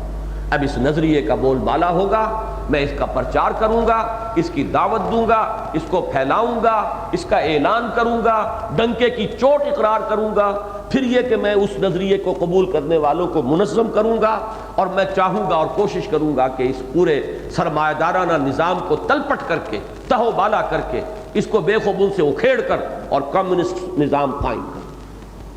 یہ لوگ بھی دنیا میں ہمیشہ پائے گئے ہیں، ایسے لوگ کہ ہرچے بادہ باد، اب جو انہوں نے قبول کیا ہے اب جو چاہے جو کچھ ہو، ہرچے بادہ باد ماں کشتی در آب انداختیں، اب جو ہو سو ہو، ہم نے تو اپنی کشتی دریا میں ڈال دی ہے، اب یہ تیرے گی تو ہم تیریں گے، یہ ڈوبے گی تو ہم ڈوبیں گے، کشتی چھوڑ کر جانے والے ہم نہیں۔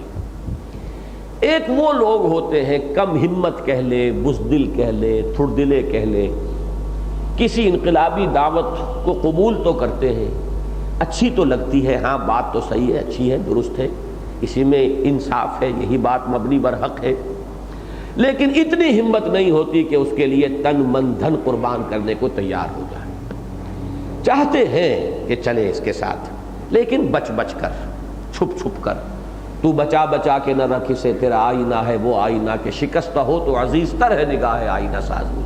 ایک ہے بچ بچ کر چلنا، ایک ہے ہرچے بادہ باد کے ہاتھ میں چلنا۔ اب یہ جو دوسری بات میں نے بتائی ہے اس میں کئی کیٹیگریز ہو سکتی ہیں۔ ایک تو وہ کہ کسی نے سرسری طور پر اس نظریے کو قبول کیا تھا، اس کا قبول کرنا بھی گہرائی میں نہیں تھا، وہ اس کی ڈیپ اپریسیشن کے ساتھ نہیں تھا، گہرے شعور کے ساتھ نہیں تھا، سطحی طور پر اچھی بات اچھی لگی قبول کر لی، اس وقت اس نے سمجھا ہی نہیں تھا کہ اس کے معنی کیا ہے، اس کو اس کی امپلیکیشنز کا علم ہی نہیں ہوا کہ اس کے معنی ہے اب ہماری جنگ ہوگی، اب ہمیں تن من دھن لگانا پڑے گا، یہ امپلیکیشن سمجھی نہیں، یا یہ کہ سمجھی تو تھی، لیکن ایک ہوتا ہے کسی چیز کو نظری طور پر سمجھنا، ایک ہوتا ہے جب وہ حقیقت آپ کے آنکھوں میں آنکھیں ڈال کر آپ کے سامنے آ کھڑی ہو، اس میں زمین و آسمان کا فرق ہے۔ مثلا قرآن مجید ہی میں سورہ آل عمران ہی میں غالباً یہ آیت ہے وَلَقَدْ كُنْتُمْ تَمَنَّوْنَ الْمَوْتَ مِنْ قَبْلِ أَنْ تَلْقَوْهُ فَقَدْ رَأَيْتُمُوهُ وَأَنْتُمْ تَنْظُرُونَ۔ اے مسلمانوں، کچھ لوگ تھے نا جنہوں نے غزوہ احد سے پہلے بہت اپنے جوش و خروش کا اظہار کیا تھا کہ ہمیں تو شہادت چاہیے، ہم کیوں مدینے کے اندر محصور ہو کر مقابلہ کریں، ہم تو کھلے میدان میں جائیں گے، مقابلہ کریں گے، دین کے لیے سرفروشی کریں گے۔ تو اب ان میں سے کچھ ہوں گے ایک دو کہ جب وہ موت سامنے نظر آئی ہے تو طبیعت کے اندر کچھ گھبراہٹ بھی آئی ہو، تو اس پر تبصرہ کیا ہے وَلَقَدْ كُنْتُمْ تَمَنَّوْنَ الْمَوْتَ مِنْ قَبْلِ أَنْ تَلْقَوْهُ، تم بڑی تمنائیں کیا کرتے تھے موت کی اس سے پہلے کہ اس سے ملاقات ہو، فَقَدْ رَأَيْتُمُوهُ، تو اب تم نے اسے دیکھ لیا ہے، وَأَنْتُمْ تَنْظُرُونَ، اور تم اپنی آنکھوں سے دیکھ رہے تھے کہ موت تمہاری آنکھوں میں آنکھیں ڈال کر سامنے کھڑی تھی۔ تو معلوم ہوا کہ موت کس شے کا نام ہے۔ تو ایک یہ ہے کہ آپ نے کہہ تو دیا جی ہم اپنی جانیں دینے کو تیار ہیں، گردنیں کٹوا دیں گے، ہم دعائیں بھی کرتے ہیں ورزقنا شہادۃ فی سبیلک۔ ایک یہ کہ جب وہ سامنے آئے مرحلہ، اس وقت ہم میں سے کتنوں کے اندر وہ ثبات اور استقلال ہوگا، کتنے لوگ ہمت کا ثبوت دے سکیں گے، اس میں زمین و آسمان کا فرق ہے۔ تو ان دونوں چیزوں کو ذہن میں رکھیے کہ یا تو کسی نے کسی نظریے کو قبول کرتے ہوئے سمجھا ہی نہیں تھا کہ اس کی امپلیکیشن کیا ہے۔ مثال کے طور پر ایک بڑا پیارا واقعہ ہے حضور کا۔ ایک صحابی نے کہا بتکرار و اعادہ، حضور مجھے آپ سے بڑی محبت ہے، حضور مجھے آپ سے بڑی محبت ہے۔ حضور نے فرمایا انظر ماذا تقول، ذرا سوچ لو کیا کہہ رہے ہو، غور کر لو۔ پھر انہوں نے کہا مجھے جی حضور آپ سے بڑی محبت۔ آپ نے پھر فرمایا انظر ماذا تقول، ذرا سوچو غور کرو کیا کہہ رہے ہو، بڑی بات کہہ رہے ہیں۔ انہوں نے جب تیسری مرتبہ کہا تو حضور نے فرمایا فاعد للفقر، تو اب فقر و فاقے کے لیے تیاری کر لو، مجھ سے محبت ہو اور پھر فقر و فاقہ نہ آئے تمہارے پاس تو یہ بات انہونی ہے، اب تیار ہو جاؤ، یہ دعویٰ جو تم نے کیا ہے اب اس کو آزمایا جائے گا، اس کی آزمائش ہوگی قدم قدم پر۔ تو ایک ہے جیسا کہ میں نے عرض کیا کہ کسی شے کو قبول کیا، پورے شعور کے ساتھ قبول کیا اور ایک ڈٹرمنیشن کے ساتھ، بالکل ہر چے باد آباد ماں کشتی درا بنداختے۔ ایک یہ ہے کہ قبول کیا لیکن یا تو اس وقت امپلیکیشنز پورے طور پر واضح نہیں تھی کہ اس کا مطلب کیا ہے۔ مجھے پھر ایک واقعہ یاد آ رہا ہے کہ جب بیعت عقبہ ثانیہ ہو رہی تھی تو اس وقت حضرت عباس نے کہا تھا رویدن رویدن یا اہل یثرب، یہ جب کہ یثرب کے 72 افراد جو ہیں وہ حضور سے بیعت کر رہے تھے اور وہ بیعت تھی سمع و طاعت کی بیعت، ہم آپ کے ہر حکم سنیں گے اور مانیں گے اور ہم آپ کا جو ہے چاہے آسانی ہو چاہے تنگی ہو، چاہے ہماری طبیعت آمادہ ہو، چاہے ہمیں اپنے اوپر جبر کرنا پڑے، چاہے ہم پر آپ دوسروں کو ترجیح دیں۔ وہ بڑی مشہور روایت ہے جس کو میں نے بارہا بیان کیا ہے۔ جب یہ بیعت ہو رہی تھی حضرت عباس کھڑے ہو گئے۔ اب دو احتمالات ہیں، ایک تو یہ کہ یہ حضرت عباس حضور کے چچا ہی تھے، اگرچہ وہ خود اس وقت تک ایمان نہیں لائے تھے لیکن یہ کہ وہ اس وقت موجود تھے حضور کے ساتھ۔ ایک اور رائے یہ بھی ہے کہ شاید یہ خود اہل یثرب ہی میں سے کوئی عباس نام کے شخص تھے، لیکن آتا یہ کہ عباس کھڑے ہو گئے، انہوں نے کہا رویدن رویدن یا اہل یثرب، اے یثرب والو ذرا ٹھہرو سوچ لو، یہ جو بیعت آج تم محمد سے کر رہے ہو یہ سرخ اور سیاہ آندھیوں کو دعوت دینے کے مترادف ہے، سوچ سمجھ کر ہاتھ دو محمد کے ہاتھ میں صلی اللہ علیہ وسلم۔ اب ظاہر بات ہے کہ اس کا انہیں تو شعور تھا کہ اس کے معنی کیا ہے، اس کے معنی یہ کہ قریش سے ٹکر ہوگی، اس کے معنی یہ کہ گویا کہ تم للکار رہے ہو قریش کی طاقت کو، اس کی جو بھی نتائج نکلیں گے اس کو سمجھ کر بیعت کرو، ایسا نہ ہو کہ تم انجانے میں ایک بیعت کر بیٹھو اور ایک عہد کر بیٹھو اور پھر اس عہد کو نبھا نہ سکو۔ تو میں پھر ان واقعات کے حوالے سے پھر وہی آ رہا ہوں۔ اصل بات کیا ہے، ایک ہے کسی انقلابی دعوت یا انقلابی نظریہ یا انقلابی تحریک کو قبول کرنا پورے شعور کے ساتھ اور ایک ڈٹرمنیشن کے ساتھ کہ ہر چے بعد آباد اب جو ہو سو ہو۔ ایک ہے کہ یا تو قبول کیا تھا تو امپلیکیشنز واضح نہیں تھی، واضح نہیں تھا کہ اس کا مطلب کیا ہے، اس کا نتیجہ کیا نکلے گا، یا یہ کہ کچھ واضح بھی تھا لیکن جب وقت آیا تو اب ہمت جواب دینے لگی۔ یہ دو کیٹیگریز کو ایک جگہ کر لیجیے اور وہ کیٹیگری علیحدہ۔ تو یہ دو قسم کے لوگ ہمیشہ دنیا میں پائے گئے ہیں۔ پہلی قسم کے لوگ تو وہ مومنین صادقین ہیں، وہ ایمان لائے اور پھر ڈٹ گئے۔ ان الذین قالوا ربنا اللہ ثم استقاموا تتنزل علیہم الملائکۃ الا تخافوا ولا تحزنوا وابشروا بالجنۃ التي کنتم توعدون۔ جیسے حضور سے ایک کسی بدو نے پوچھا تھا کہ حضور مجھ سے لمبی چوڑی باتیں میری سمجھ میں نہیں آتی، میں یاد بھی نہیں رکھ سکتا، مجھے تو کوئی ایک بات بتا دے جس پر میں جم جاؤں۔ آپ نے فرمایا قل ربی اللہ ثم استقم، کہو میرا رب اللہ ہے بس پھر جم جاؤ، پھر پتھر کی لکیر ہو جاؤ، معاملہ پھر جو ہے ادھر سے ادھر نہ ہو۔ یہ کل دین کا لب لباب اس میں آ گیا۔ ان الذین قالوا ربنا اللہ ثم استقاموا، یہ الفاظ قرآن مجید کے، اور حضور کے الفاظ قل ربی اللہ آمنت باللہ ثم استقم، کہو کہ میں ایمان لایا اللہ پر اور پھر جم جاؤ۔ ایک تو وہ لوگ ہیں مومنین صادقین، ایک وہ ہیں جو ایمان لانے کے بعد جب ایمان کے تقاضے آتے ہیں تو لڑکھڑانے لگتے ہیں، جب عمل کا مطالبہ ہوتا ہے، لاؤ اللہ کی راہ میں خرچ کرو، نکلو اللہ کی راہ میں، جانیں ہتھیلی پر رکھو اور مقابلہ کرو، میدان میں آؤ، تو ان کے قدموں میں کچھ لغزش آتی ہے۔ یہ ہے دوسرا، یہاں سے اب معاملہ شروع ہوگا۔ اس کے لیے دو آیتیں نوٹ کر لیجئے۔ سورہ حج کے دوسرے رکوع کی پہلی آیت ہے، بڑی پیاری آیت ہے، قرآن مجید کی عظیم ترین آیات میں سے، اس موضوع پر عظیم ترین آیات میں سے شمار کرنے کے قابل ہے۔ وَمِنَ النَّاسِ، اور سورہ حج آپ کو معلوم ہے مکی صورت ہے، اس میں کچھ آیات مدنی ہیں لیکن بحیثیت مجموعی پوری صورت جو ہے مکی ہے۔ وَمِنَ النَّاسِ مَن يَعْبُدُ اللَّهَ عَلَى حَرْفٍ، لوگوں میں سے کچھ ایسے بھی ہیں جو اللہ کی بندگی کرتے ہیں کنارے کنارے۔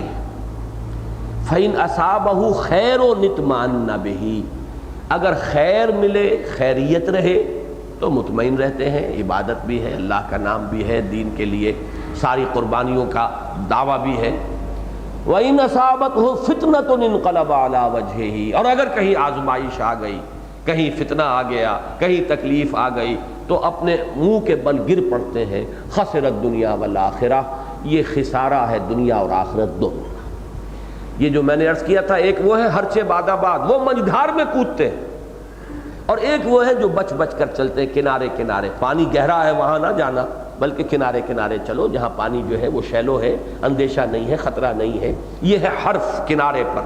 وَمِنَ النَّاسِ مَن يَعْبُدُ اللَّهَ عَلَى حَرْفٍ فَإِنْ أَصَابَهُ خَيْرٌ اطْمَأَنَّ بِهِ وَإِنْ أَصَابَتْهُ فِتْنَةٌ انقلب عَلَى وَجْهِهِ خَسِرَ الدُّنْيَا وَالْآخِرَةَ ذَلِكَ هُوَ الْخُسْرَانُ الْمُبِينُ، یہ ہے بالکل کھلا خسارہ، گھاٹا، بربادی اور تباہی۔ سورہ حج کے دوسرے رکوع کی پہلی آیت ہے، اور سورہ عنکبوت کے پہلے رکوع میں جو مضمون آیا ہے وہ ہمارے منتخب نصاب کا اہم درس ہے، وہ آپ حضرات کے ذہن میں، بہت سے حضرات کے ذہن میں ہوگا۔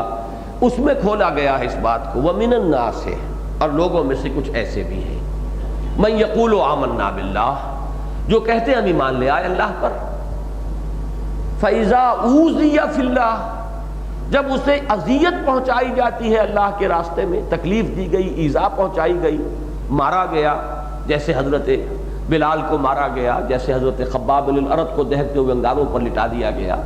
فَإِذَا أُوذِيَ فِي اللَّهِ جَعَلَ فِتْنَةَ النَّاسِ كَعَذَابِ اللَّهِ، تو وہ لوگوں کی طرف سے ڈالی ہوئی اس آزمائش اور ابتلا سے اس طرح گھبرا اٹھتے ہیں جیسے اللہ کے عذاب سے گھبرانا چاہیے۔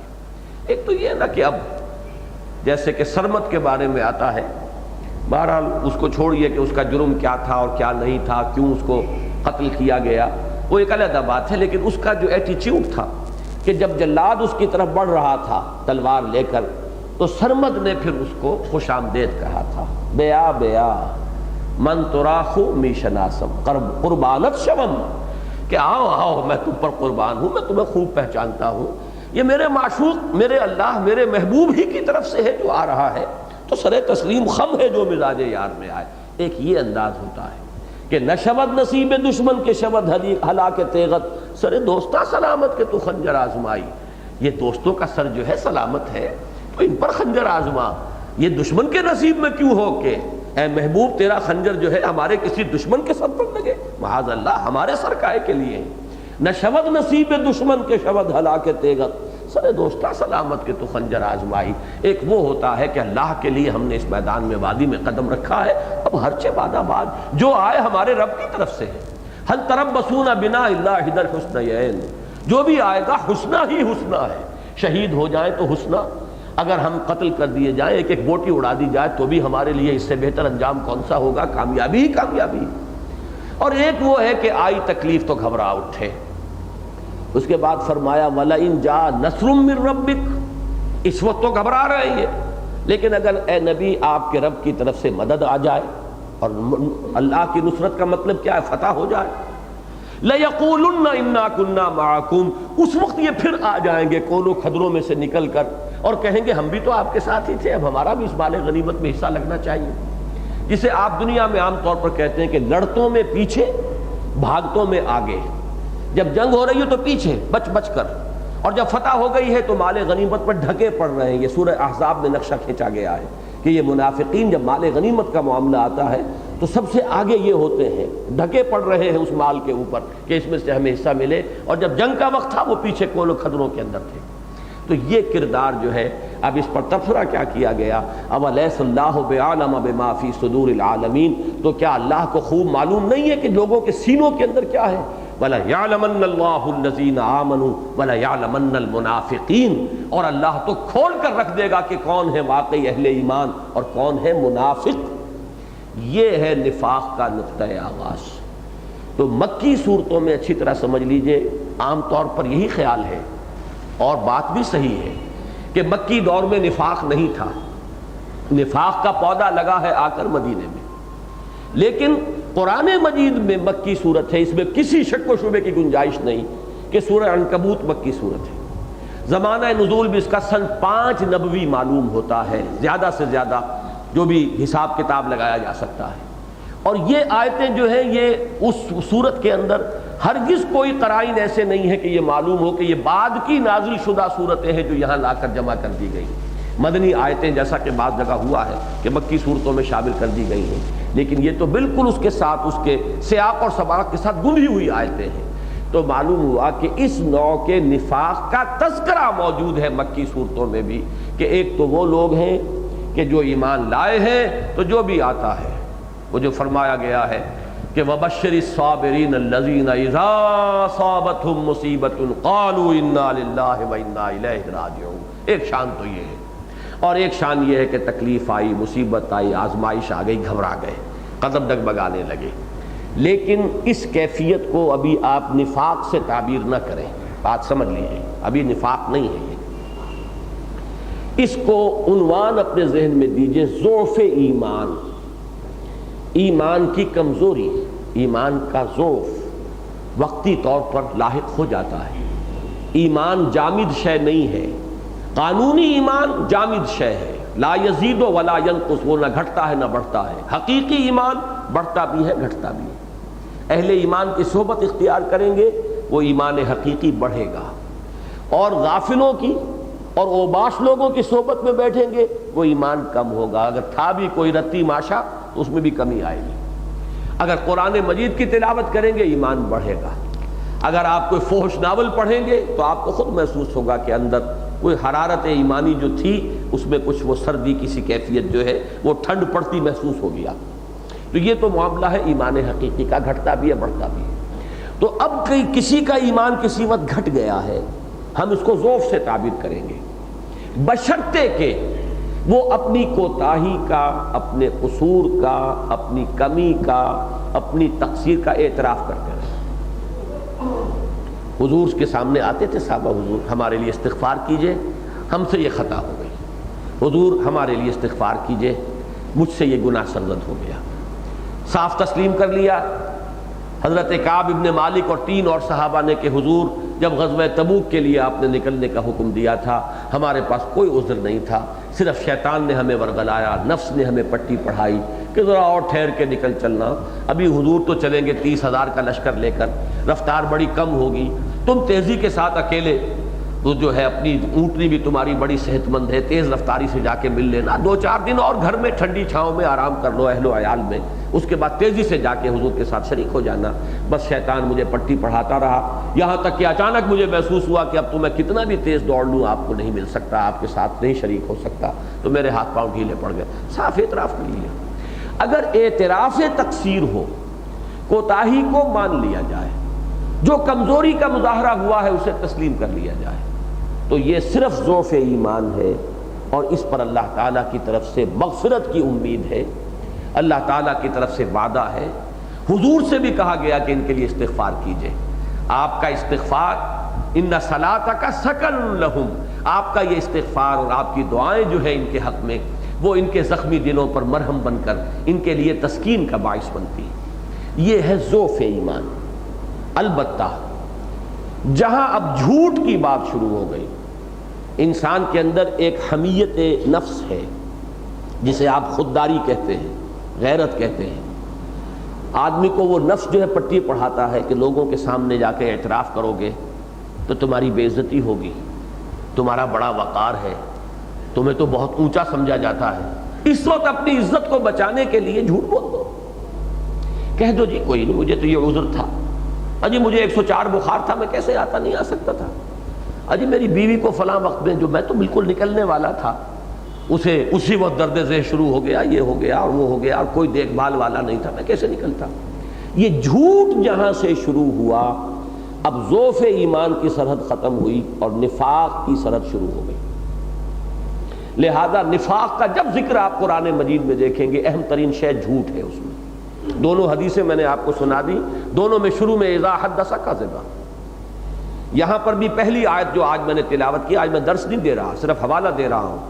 فرمایا واللہ یشہد ان المنافقین لکاذبون, یہ جھوٹے ہیں. پہلی آیت جو دوسرے رکوع میں سورہ بقرہ میں آئی وہ بھی وہ لفظ کذب, ومن الناس من یقول آمنا باللہ وبالیوم الآخر وما هم بمؤمنون. لیکن یہ کہ اس کے بعد آگے فرمایا ہے فی قلوبہم مرض فزادہم اللہ مرضا ولہم عذاب علیم بما کانوا یکذبون. کذب جو ہے وہ گویا کہ پہلا قدم ہے نفاق کا, لیکن یہ ٹی بی کی پہلی سٹیج ہے. ابھی صرف جھوٹ بول رہے ہیں, جھوٹ بہانے بنا کر اس سے اپنے آپ کو بری کر لینا. جماعتی نظم کی طرف سے احتساب ہو رہا ہے, کیوں نہیں نکلے آپ؟ اللہ کے راہ میں نکلنے کا وقت تھا, کہاں چھپ گئے تھے آپ؟ اب ایک تو یہ کہ مان لیا جائے کہ خطا ہوئی, کوئی عذر نہیں تھا. حضرت کعب ابن مالک کے الفاظ تو ایسے پیارے ہیں, بڑی طویل حدیث ہے, میرے نزدیک تو غالباً وہ صحیح بخاری کی طویل ترین حدیث ہے, جس میں انہوں نے سارا نقشہ اپنا بیان کر دیا ہے کہ حضور جتنا میں صحت مند اس زمانے میں تھا اتنا صحت مند میں کبھی نہیں رہا, جتنا غنی میں اس وقت تھا اتنا غنی میں کبھی نہیں تھا.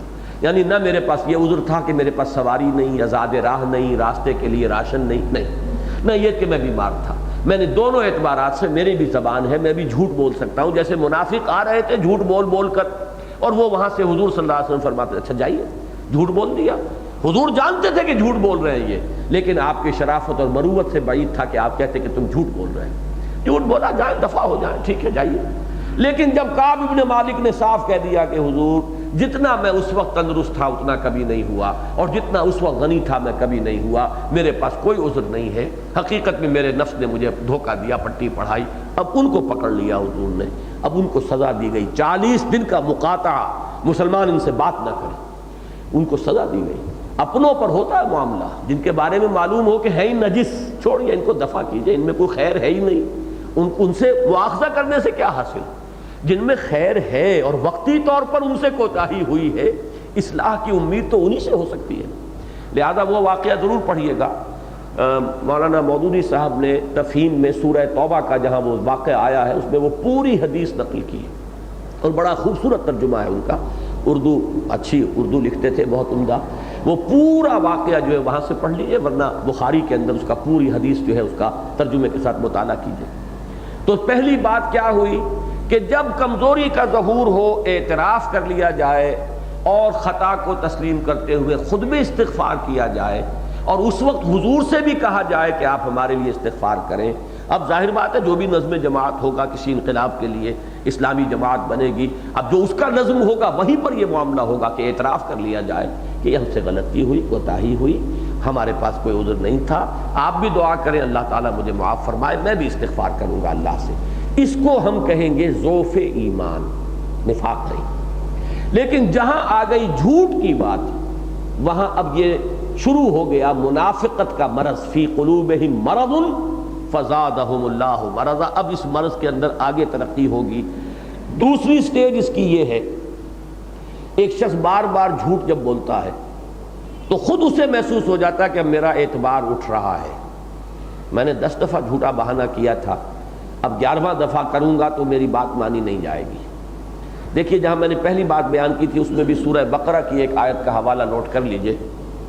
یہ مجھے یاد نہیں کہ وہ غالباً 25واں رکوع ہوگا, وہاں یہ الفاظ آئے ہیں اخذتہ العزت بالاسم. انسان کو جھوٹی عزت انا گناہ کے اوپر آمادہ کر دیتی ہے, جما دیتی ہے. جب اس سے کہا جاتا ہے اتق اللہ, اللہ کا تقوی اختیار کرو, ڈرو اللہ سے, اخذتہ العزت بالاسم فحسبہ جہنم, اس کا ٹھکانہ جہنم ہے. یہ جھوٹی ہماری جو عزت نفس ہے یہ ہمیں گناہ پر آمادہ کرتی ہے. اگر میں اقرار کر لوں گا تو میں ہیٹا ہو جاؤں گا, میری بے عزتی ہو جائے گی, میرا وقار جو ہے لوگوں کے سامنے وہ مجروح ہو جائے گا. مجھے اپنی عزت نفس کا پاس رکھتے ہوئے جھوٹ بول دینا چاہیے, کیا فرق پڑتا ہے, پھر اصلاح کر لوں گا اپنی, کوئی بات نہیں, اس وقت تو جھوٹ بولو, اس وقت جھوٹ بول کر اپنی عزت بچا لو. اس کے لیے وہ الفاظ نوٹ کیجئے سورہ بقرہ کے اخذتہ العزت بالاسم وہ عزت نفس، وہ جھوٹی انانیت جو ہے وہ انسان کو گناہ کے اوپر جما دیتی ہے۔ اب میں عرض کر رہا تھا دوسرا مرحلہ کب آتا ہے؟ جب کہ اب وہ شخص محسوس کرتا ہے کہ محض جھوٹ بولنے سے تو اب اعتبار نہیں ہوگا، وہ جھوٹی قسم کھاتا ہے، خدا کی قسم، اللہ گواہ ہے، اللہ جانتا ہے، اللہ کو گواہ بنا کر کہہ رہا ہوں کہ میں صحیح کہہ رہا ہوں، جھوٹی قسم، یہ اس مرض نفاق کا دوسرا مرحلہ ہے۔ اس سورۃ مبارکہ میں عجیب ترتیب آئی ہے، میں ابھی اس کا درس نہیں دے رہا ہوں، لیکن دوسری آیت میں لفظ آیا ہے اتخذوا ایمانہم جنۃ، انہوں نے اپنی قسموں کو اپنی ڈھال بنا لیا ہے۔ اب آپ سوچئے ڈھال کس بات کی؟ مواخذہ، جماعتی نظم ہے، کیوں نہیں نکلے آپ؟ کیوں نہیں آپ اس فلاں کام کے لیے حاضر ہوئے؟ آپ نے عہد کیا ہوا ہے، آپ نے بیعت کی ہوئی ہے، آپ نے وعدہ کیا ہوا ہے کہ میں اپنا تن من دھن اللہ کے دین کے لیے لگاؤں گا، آپ نے وعدہ کیا تھا سم و طاعت کا کہ جو حکم دیں گے اگر وہ خلاف شریعت نہیں ہوگا تو میں مانوں گا، کیوں نہیں نکلے آپ؟ کیوں آپ نے یہ بات نہیں مانی؟ تو پہلا مرحلہ تو یا جھوٹ بول کر جان بچا لی، اور اگلا مرحلہ جھوٹی قسم کھا کر اتخذوا ایمانہم جنۃ، انہوں نے اپنی قسموں کو اپنی ڈھال بنا لیا، مؤاخذے کا حملہ جو ہو رہا ہے اسے روک لیا قسم کے اوپر۔ اب کیا کہا جائے گا؟ قسم کھا لی گئی ہے، اللہ کو گواہ بنا کر ایک شخص کہہ رہا ہے میری یہ مجبوری تھی، میرا یہ عذر تھا، میرا جو ہے میرے لیے یہ رکاوٹ تھی، جب قسم آئی تو اب یہ مرض نمبر 2 میں آ گیا ہے۔ نمبر 3 جو ہے اس کو سمجھنے کے لیے ذرا سی انسانی نفسیات کا اور مطالعہ کیجئے۔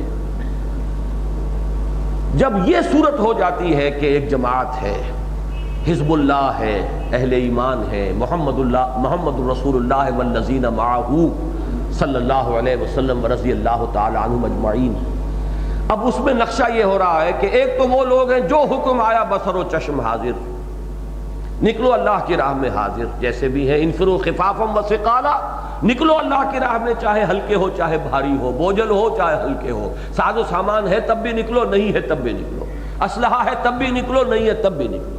ایک تو یہ ہے، اور وہ تیار ہے، ہر جو بھی معاملہ آیا واپس نہیں پھیرا کوئی فرمان جنوں کا، تنہا نہیں لوٹی کبھی آواز جرس کی، خیریت جاں راحت تن صحت داما، سب بھول گئی مصلحت اہل ہوس کی۔ ایک کردار یہ ہے۔ ایک وہ لوگ ہیں جو ہر موقع پر پیچھے رہ جاتے ہیں، کبھی جھوٹ بول کر بہانہ بنا کر عذر کر کے رہ گئے، کبھی قسم کھا کر ڈھال اس کو بنا کر اس سے اپنے آپ کو بچا لیا۔ ہوتے ہوتے ان دوسرے لوگوں میں پہلی قسم کے لوگوں سے ایک عداوت پیدا ہونی شروع ہو جاتی ہے۔ یہ لوگ ہیں جنہوں نے ہمارے لیے معاملہ مشکل کر دیا ہے، یہ احمق لوگ ہیں، یہ بے وقوف لوگ ہیں، انہیں کچھ خیر اور شر کی فکر نہیں، انہیں کوئی نفع نقصان کا خیال نہیں، انہیں کوئی اپنے بال بچوں کی فکر نہیں، انہیں کوئی اپنے مستقبل کی فکر نہیں، یہ فینیٹکس ہیں، یہ دیوانے ہیں، یہ بے وقوف ہیں، یہ احمق ہیں، یہ سفہاء ہیں۔ یہ جو سورہ بقرہ کے دوسرے رکوع میں آیا ہے وَإِذَا قِيلَ لَهُمْ آمِنُوا كَمَا آمَنَ النَّاسُ قَالُوا أَنُؤْمِنُ كَمَا آمَنَ السُّفَهَاءُ، جب ان سے کہا جاتا ہے ایمان لاؤ جیسے دوسرے لوگ ایمان لائے ہیں، بھلے لوگ ایمان لائے ہیں، وہ ایمان لائے ہیں، وہ تن من دھن کے ساتھ ہر وقت تیار ہیں اللہ کی راہ میں قربانی کے لیے، تم کیوں نہیں ان کے طریقے سے ان کا طرز عمل اختیار کرتے؟ تو وہ جواب میں کیا کہتے تھے؟ ہم ایمان لائے ان بے وقوفوں کی مانند، انہیں تو اپنے نفع نقصان کی فکر نہیں، دیکھتے نہیں۔ لا تنفروا فی الحر، مت نکلو اس گرمی کے اندر، مت ماری گئی ہے تمہاری، یہ گرمی کا موسم ہے اور یہ بیت المقدس کی طرف تم جا رہے ہو، ٹکرانا ہے تمہیں اب سلطنت روما کے ساتھ، کئی 100 میل کا سفر اس صحرا میں کرنا ہے، سواریاں تمہارے پاس موجود نہیں، راشن تمہارے پاس موجود نہیں، مت نہیں ماری گئی تو اور کیا ہو گیا تمہاری؟ لا تنفروا فی الحر۔ وہ کہتے تھے غر ہؤلاء دینہم، ان کے دین نے ان کو دھوکے میں ڈال دیا، ان کی مت مار دی ہے، ان کے عقل نہیں رہی ہے، بالکل دیوانے ہو گئے ہیں۔ تو ہم تو ظاہر بات ہے کہ ایسے بے وقوف نہیں ہیں، ہم اتنے ناسمجھ نہیں ہیں، ہم چلیں گے لیکن دیکھ کر، سوچ سمجھ کر، بچ کر، تحفظ کے ساتھ۔ اور یہ لوگ تو بالکل اپنے آپ کو ہر وقت خطرات کے منہ میں ڈالنے کے لیے تیار۔ معلوم ہوتا ہے کہ کوئی ان کے اندر دانش نہیں، کوئی فہم نہیں، کوئی سوچ نہیں، کوئی تدبیر ان کے پاس نہیں آئی، ہر وقت لڑ مرنے کے لیے تیار۔ یہ تھا ان کا انداز۔ اور ظاہر بات ہے کہ جب وہ لوگ آگے بڑھ جاتے ہیں یہ پیچھے رہ جاتے ہیں، تو پیچھے رہنے والوں کا پیچھے رہ جانا نمایاں ہوتا ہے آگے بڑھنے والوں کے آگے بڑھ جانے سے۔ وہی جو میں نے آج شروع میں کہا تھا کہ تورث الاشیاء بازدادھا، دیکھیے یہاں بھی مجھے سیرت کا ایک واقعہ یاد آ گیا ہے، بڑا پیارا واقعہ ہے۔ صلح حدیبیہ کے بعد حضور نے حکم دیا صحابہ کرام کو کہ اب احرام کھول دو اور جن کے ساتھ جانور ہیں قربانی کے یہیں پر ان کو قربانی دے دی جائے۔ کوئی نہیں اٹھا۔ دوبارہ کہا اٹھو بھائی، اب صلح ہو گئی ہے، اب اگلے سال ہوگا عمرے کی نیت کر کے آئے تھے، اب عمرہ اس سال نہیں ہے، یہیں پر قربانی کر دو احرام۔ کوئی نہیں اٹھا۔ تیسری دفعہ فرمایا کوئی نہیں اٹھا۔ میں نے یہ واقعہ کیوں بیان کیا؟ ویسے پورا واقعہ سن لیجئے، کہیں پھر آپ کو مغالطہ نہ ہو جائے۔ دلگیر ہو کر، رنجیدہ ہو کر حضور اپنے خیمے میں تشریف لے گئے، اور آپ کا یہ معمول تھا کہ ازواج مطہرات میں سے کوئی ایک زوجہ محترمہ ہمیشہ آپ کے سفر میں ساتھ ہوتی تھی۔ حضرت ام سلمہ تھی رضی اللہ تعالی عنہا اس سفر میں۔ جا کر حضور نے ان سے کہا، 3 دفعہ میں نے کہا مسلمانوں سے کہ احرام کھول دو، کوئی نہیں اٹھ رہا۔ اب انہوں نے ایک بات کہی، اب میں سمجھتا ہوں یہی حکمت ہے کہ حضور صلی اللہ علیہ وسلم کیوں اپنے ساتھ رکھتے تھے کسی نہ کسی زوجہ محترمہ کو، کسی شخص کو کہ جو قیادت کر رہا ہو، کسی وقت ضرورت ہوتی ہے کسی مشورے کی، کہ جو عام فضا سے ہٹ کر بھی کہیں کوئی بات، کوئی مشیر موجود ہو جس سے جا کر کوئی مشورہ کیا جا سکے۔ بہرحال یہ ایک حکمت ہے جو سامنے آتی ہے۔ انہوں نے ایک مشورہ دیا بڑا پیارا کہ آپ کسی سے کچھ نہ کہیے، آپ جائیے، اپنی جو آپ کی قربانی ہے اسے آپ ذبح کیجیے اور احرام کھول دیجیے، سب کے سب کریں گے۔ اور واقعی ایسا ہوا کہ جب آپ نے کیا پھر سب کھڑے ہو گئے، سب نے احرام کھول دیا، قربانی دے دی۔ تو میں اس کی تعویل کیا کرتا ہوں یہ کہ یہ اصل میں حالت منتظرہ تھی، صحابہ کرام کے منتظر تھے، شاید کوئی اور صورت ہو جائے، لعل اللہ یحدث بعد ذلک ذکرا امرا، شاید کوئی نئی صورت پیدا ہو جائے، اور شاید حضور ہمارا امتحان ہی لے رہے ہو۔ لہذا ایک عجیب قسم کی حالت منتظرہ کی کیفیت جو تھی ان پر طاری تھی۔ لیکن اس وقت مجھے واقعہ کیوں یاد آیا؟ سب برابر ہو گئے نا، ایک بھی اٹھ جاتا وہ نمایاں ہو جاتا کہ اس نے لبیک کہی محمد الرسول اللہ صلی اللہ علیہ وسلم پر، دوسروں سے بازی لے جاتا نا۔ جب سب بیٹھے رہے تو سب برابر ہیں۔ یہی معاملہ ہوتا تھا کہ جب پکارا جائے نکلو اللہ کی راہ میں، سب بیٹھے رہتے تو سب برابر رہتے، کمزوروں کی کمزوری چھپی رہتی، منافقوں کے نفاق پر پردہ پڑا رہتا، بزدلوں کی بزدلی جو ہے وہ نمایاں نہ ہوتی۔ لیکن جب کچھ لوگ نکلتے ہیں تیر کی طرح کہ واپس نہیں پھیرا کوئی فرمان جنو کا، اور تنہا نہیں لوٹی کبھی آواز جرس کی، خیریت جاں راحت تن صحت داما، سب بھول گئی مصلحت اہل ہوس کی۔ اب ان منافقوں کے نفاق کا پردہ چاک ہو رہا ہے، بزدلوں کی بزدلی نمایاں ہو رہی ہے، کمزوروں کی کمزوری جو ہے وہ سامنے آ رہی ہے، لہذا ایک دشمنی پیدا ہو جاتی تھی۔ یہ جو عداوت ہے اہل ایمان سے، یہ ہے اس نفاق کے مرض کا تیسرا سٹیج، یہ وہ فائنل سٹیج ہے کہ جس کے بعد لا علاج ہے یہ مرض، اب اس کا کوئی امکان نہیں ہے۔ لہذا تیسری بلکہ چوتھی آیت میں آپ دیکھیں گے آپ کو وہ لفظ ملے گا، ہم العدو فاحذرہم، یہی دشمن ہے نبی، ان سے بچ کر رہی ہے، یہ مارے آستین ہے، وہ کھلم کھلا دشمن جو سامنے سے آ کے مقابلہ کر رہا ہے، اس کے وار سے بچنا آسان ہے، یہ مارے آستین جو ہیں، یہ دشمنی جو کر رہے ہیں بیٹھے ہوئے آپ کی اپنی صفوں کے اندر شامل ہو کر، ان کی دشمنی جو ہے یہ زیادہ مضر ہے۔ ہم العدو فاحذرہم قاتلہم اللہ انا یؤفکون، اللہ انہیں قتل کرے، انہیں غارت کرے، یہ کہاں سے لوٹائے جا رہے ہیں۔ یہ تیسری سٹیج ہے جبکہ عداوت پیدا ہو جاتی ہے مومنین صادقین کے ساتھ، اپنی کوتاہی، اپنی کمزوری، بجائے اس کے کہ اس پر ندامت ہو، بجائے اس کے کہ اس کا اعتراف کیا جائے، جب تک ندامت ہے، اعتراف تقصیر ہے، اسے کہیں گے یہ ضعف ایمان ہے، نفاق نہیں ہے۔ جب اس میں جھوٹے بہانوں کی سرحد شروع ہوئی، یہ اب نفاق کی پہلی منزل ہے، اسے کہیں گے مرض ہے، مرض کی چھوت لگ گئی، فی قلوبہم مرض، اب یہ مرض کی چھوت لگ گئی، انفیکشن ہو گئی ہے۔ اس کے بعد اس کی سٹیجز ہیں، جب جھوٹی قسموں پر معاملہ آ جائے گا، یہ دوسری سٹیج ہے، اتخذوا ایمانہم جنتا فصدوا عن سبیل اللہ، اور تیسری سٹیج ہے عداوت اہل ایمان سے، دشمن، ہم العدو فاحذرہم قاتلہم اللہ انا یؤفکون، یہ ہے اصل مرض نفاق۔ اور یہی نفاق تھا کہ جس کا ذکر آپ کو قرآن مجید میں ملتا ہے، وہ اصل میں لفظ نفاق اس کے لیے صرف اصطلاحاً تعبیر کیا جائے گا، وہ تو کفر تھا، وَقَدْ دَخَلُوا بِالْكُفْرِ وَهُمْ قَدْ خَرَجُوا بِهِ، وہ تو کفر کے ساتھ ہی آئے تھے اور کفر کے ساتھ ہی نکل گئے۔ یہ جو تھا معاملہ، یہ جو میں نے سٹیجز 3 گنوائی ہیں، اس کے اوپر جو بہترین الفاظ ہیں وہ تیسری آیت کے ہیں، ذالک بانہم آمنوا۔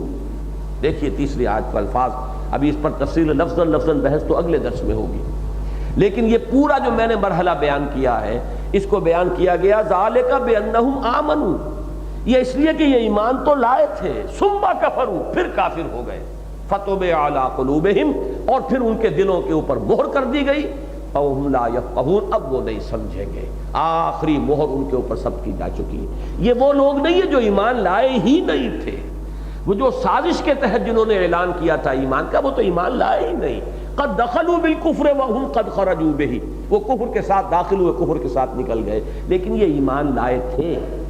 لیکن یا تو ایمان لانے کے وقت ان پر بات واضح نہیں تھی کہ اس کے معنی کیا ہے، اس کی امپلیکیشنز کیا ہیں، اس کے تقاضے کیا ہیں، اس کے مطالبے کیا ہیں، کون کون سے مرحلے آ جائیں گے، کیا کیا اس کے اندر آزمائشیں آ سکتی، یا تو انہیں معلوم نہیں تھا، یا یہ کہ اس وقت معلوم بھی تھا اجمالاً، ابھی نظری طور پر، علمی طور پر معلوم تھا، جب وہ حقائق بن کر سامنے آئے، جب امتحانات آئے، جب ایذائیں دی گئیں، جب تکلیفیں پہنچی بالفعل، اور جب کہ جان اور مال کی قربانی کے لیے للکارا گیا، اب ان کے پاؤں کے اندر جو ہے وہ لغزش ہوئی، اس میں ڈگمگاہٹ ہوئی، اس کے نتیجے میں یہ تین سٹیجز ہیں، تین سٹیجز سے ہو کر گزر کر اور وہ منافق اس خالص نفاق تک پہنچ گئے کہ جو پوائنٹ آف نو ریٹرن ہے، کہ جس سے اب واپسی کا کوئی امکان نہیں۔ اب صرف چند منٹ ہیں میرے پاس، اس میں آپ کو بتا دینا چاہتا ہوں کہ یہی بات تھی کہ جو سورہ حدید میں آ چکی ہے۔ وہاں جب نقشہ کھینچا گیا، اس میدان حشر میں مومنین صادقین تو نکل جائیں گے، یوم تری المؤمنین والمؤمنات یسعی نورہم بین ایدیہم وبایمانہم